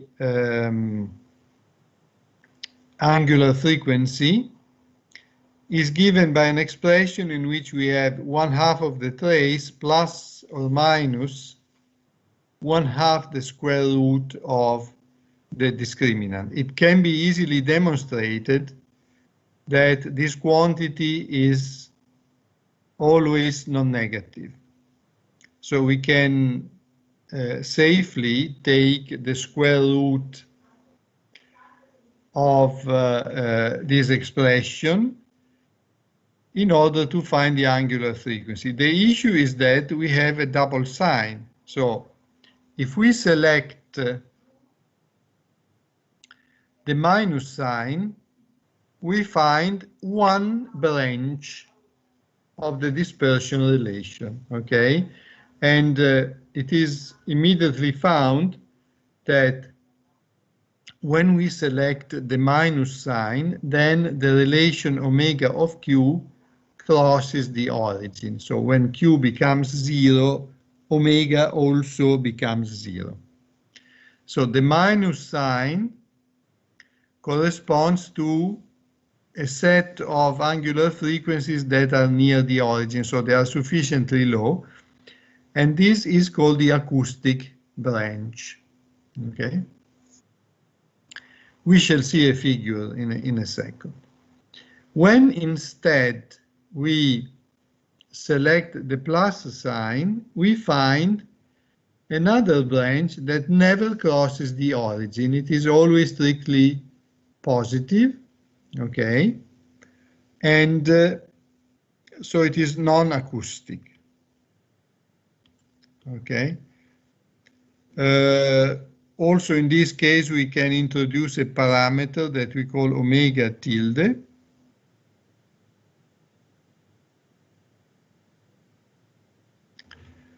And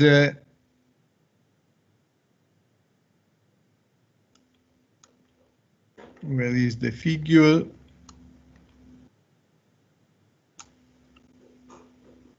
Here. Okay, so these are the two branches that come out from this calculation, okay? You see they are even with respect to Q, okay? Of course, if we continued to the right or to the left, we would find periodicity, okay? So they are periodic, but it is not necessary to do so because of periodicity, okay? The lower branch is called acoustic, as we said. The upper branch is called optical. Okay, why is it called optical? Because there are crystals in which the typical frequencies that correspond to the upper branch are in the visible range of light. For instance, a crystal with that branch can interact strongly with the visible radiation that is oriented onto the crystal. Okay? So for this reason, the upper branch, actually, here we have only two branches. So the lower one is acoustic and the upper one is optical. Okay? When we have many branches, as we shall see in a second, there are several acoustic branches and several optical branches. Okay.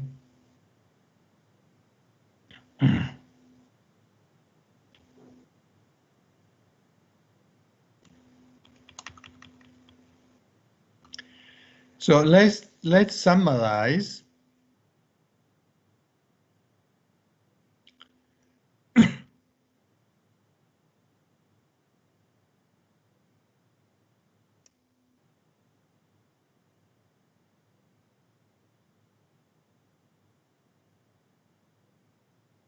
We are here.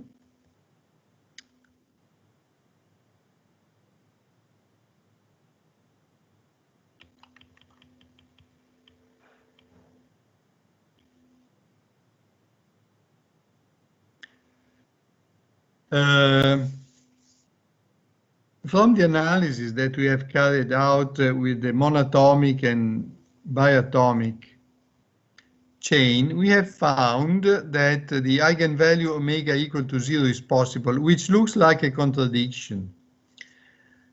Because if you remember the starting point of the analysis when we took the harmonic approximation, okay, we stated that the quadratic form describing the potential energy truncated to second order is strictly positive, so that the matrix is positive definite, okay?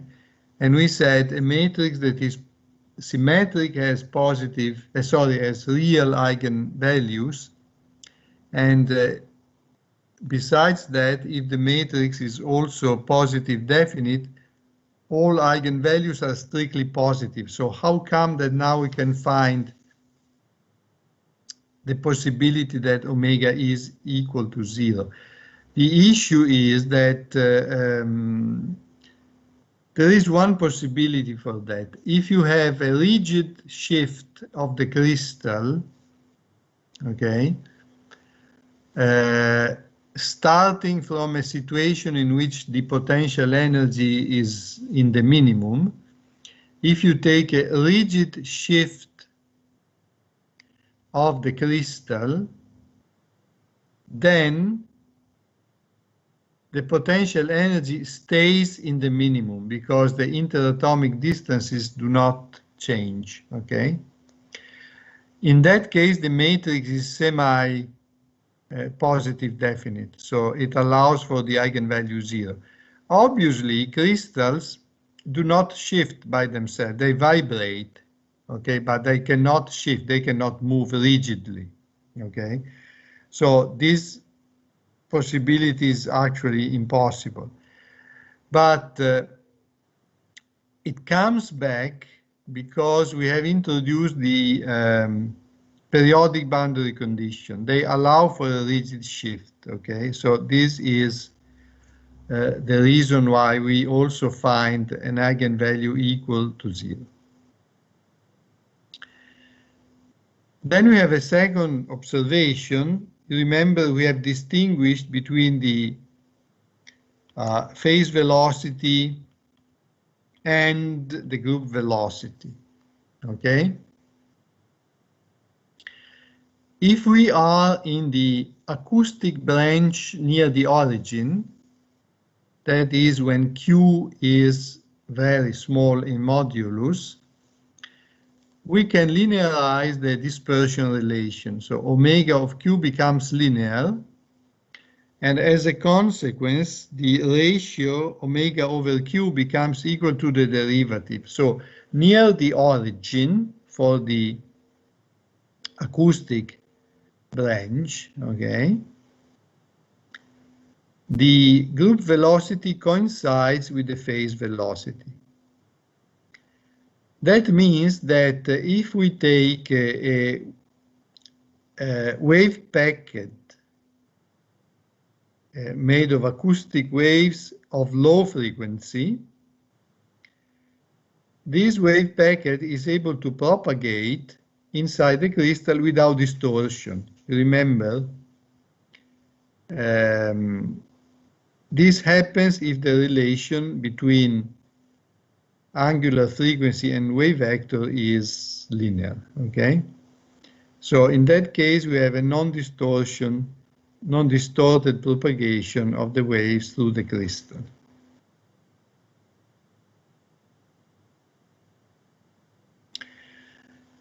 Another interesting consequence of this analysis is that if you take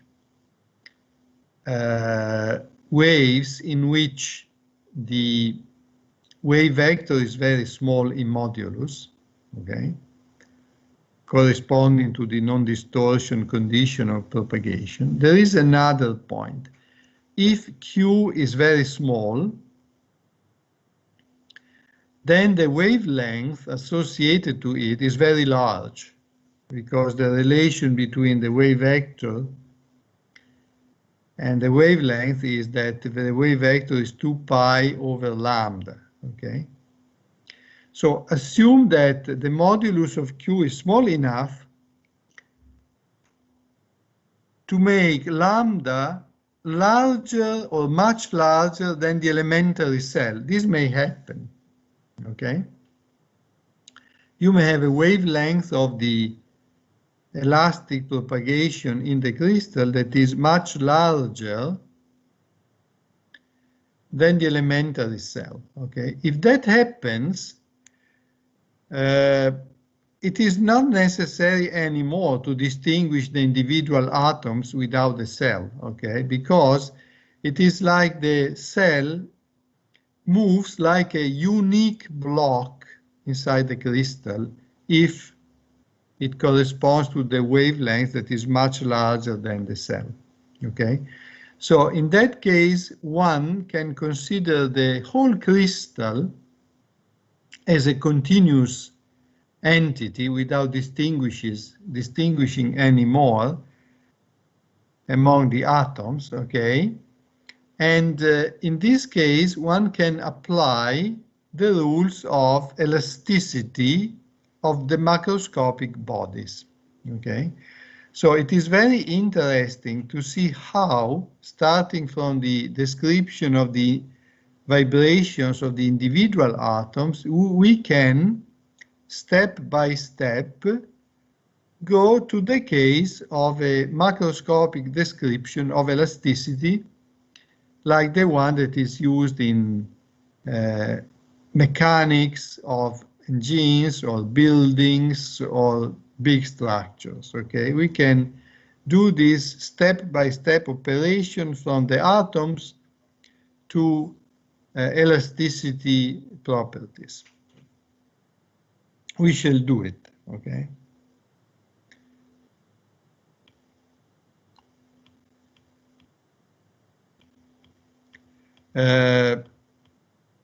This observation is what I just said, okay? So if the wavelength is large, we can treat the crystal as a continuous medium. How many branches are there? You remember that the total number of branches in the general situation is 3 times the number of atoms in the base. 3 times because we have 3 coordinate axes, okay? So the calculations show that out of these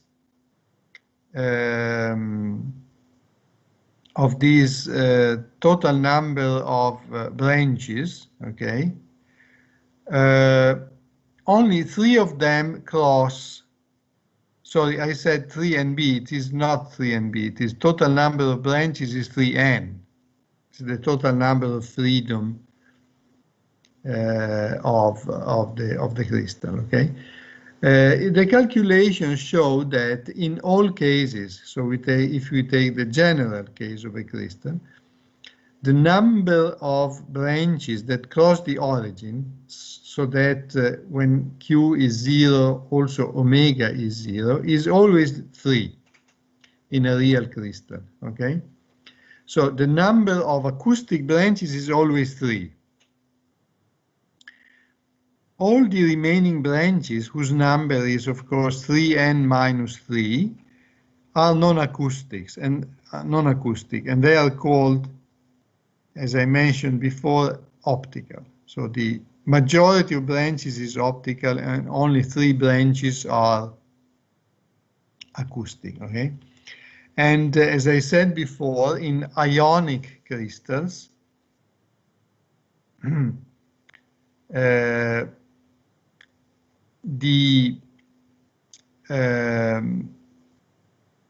the branches of the optical type can interact with the electromagnetic radiation in the visible range, and for this reason they are responsible for the optical properties of the crystal.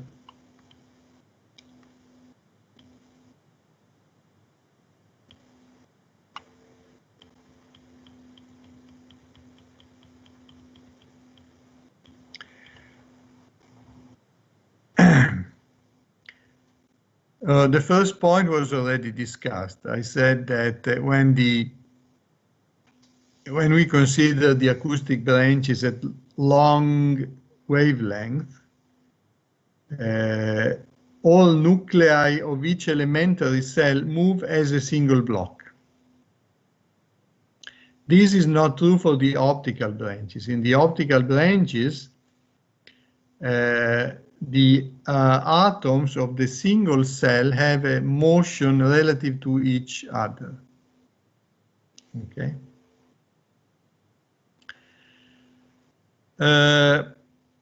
Another observation is that in the calculation of the monatomic or biatomic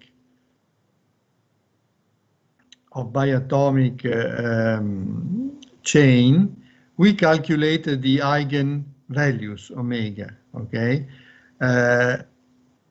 Then we should have also calculated the eigenvectors, but we didn't do that, not because it was not possible, because there was no time. But of course, when you solve a homogeneous problem for the eigenvalues, then you replace them back into the equation and find, of course, also the eigenvectors. Okay.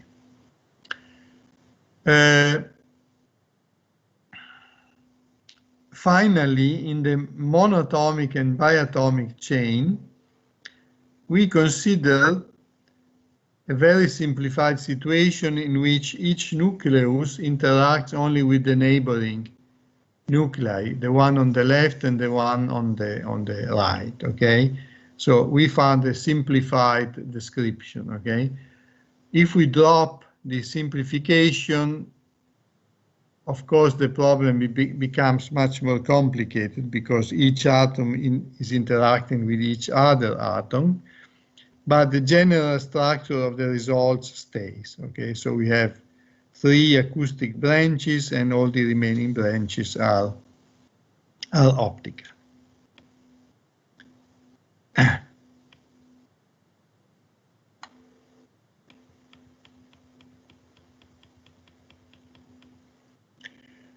So now we have to, of course, there is little time left, but we have to show how, starting from the general form of the harmonic approximation and considering the case of the long wavelength, we must show how we can step by step go from the analysis of the behavior of the individual nuclei of the crystal to the description of an elastic medium. Of course, the description of the elastic medium will then be applied to the analysis of the mechanical sensors. Okay. It is a rather long procedure, so we are not able to conclude it today. But we go back to the starting point. You remember, we expand the potential energy to second order. So the equation in the first line is exactly the same equation that we started from, okay, at the very beginning of the analysis. Simply here, instead of using the symbols of vector and matrices, we use the symbols of the individual entries. So we have a quadratic form in the displacements, and we split the sum, considering the sum over the cells, the sum over the bases, and the sum over the axis. The force acting on the individual degree of freedom is minus the derivative of the potential energy with respect to the coordinate associated to this individual freedom. So it is a linear combination of the displacement using as coefficient the terms of the elastic matrix. Okay. We already discussed the translational invariance that provides some relations among the coefficients. Then we have also the rotational invariance, okay? Obviously, if we rotate the reference, nothing changes. The forces among the atoms do not depend on any translation of the reference, but also do not depend on any rotation of the reference. So there are calculations related to what happens if we rotate the coefficient, the crystal.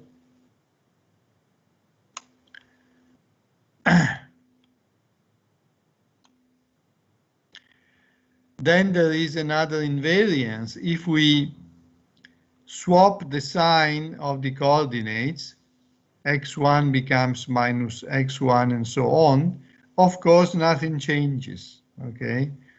So we have another inversion, another invariance related to coordinate inversion, okay? So we have many.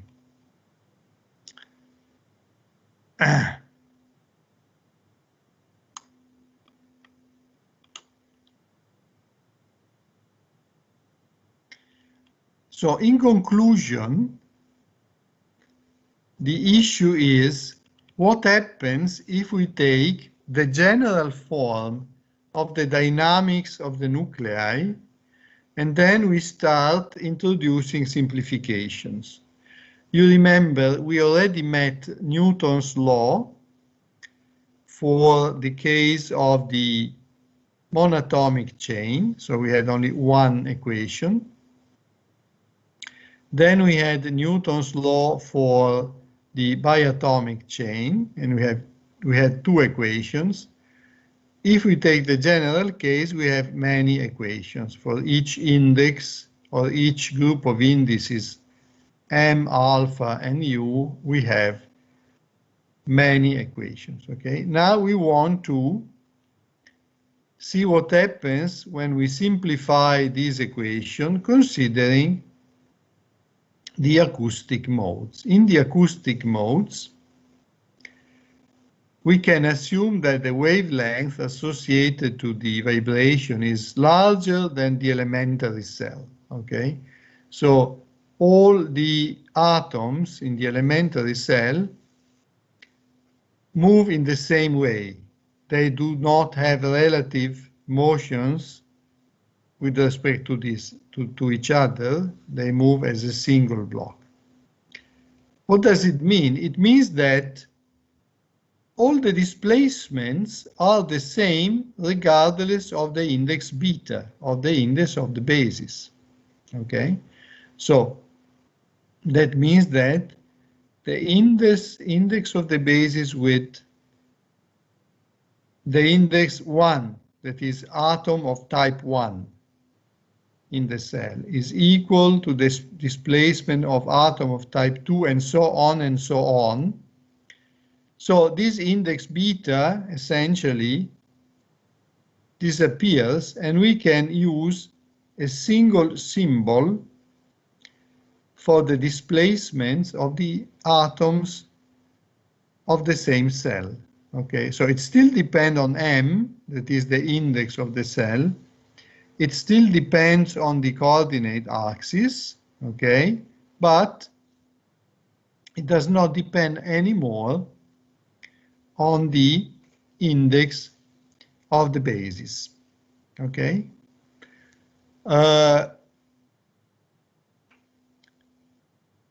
What should we do on the left-hand side? Because in the left-hand side we have the mass, okay? So psi is going to lose the index alpha, but mu is still different because the masses are different. We can sum up over alpha. So if we sum up over alpha, you see immediately that the coordinate displacement actually is not affected by this symbol. It is the same, and we can replace it with psi second derivative of mu. And the sum of the masses, of course, is the total mass of the cell. So we simply replace the sum of the mu alpha with the symbol of the total mass of the cell. Okay? What happens on the right-hand side? Because also on the right-hand side we must sum over alpha. Okay? Well, we can simply manipulate a little bit the expression, noting that alpha and beta survive only in the elastic coefficients. Okay? There is no other alpha and beta here. So we can swap the sum over the coordinates and the sum over the bases. We put the sum over the bases to the right. Then we extract psi from the sum over the bases because it does not depend on these indices. And we define a new quantity that we call G. And this G is the sum over alpha and beta of the elastic coefficients. Okay? So eventually we can simplify Newton's law as total mass of the cell times the displacement, the second derivative of the displacement of the cell as a whole, this is psi, is equal to a combination of the displacements of all the other cells. Okay, so we have disposed of the basis. This is equivalent to treat the lattice as monatomic. So it is monatomic but non-one-dimensional. Okay, so it's still complicated. Monatomic with the common value of the mass for each equation.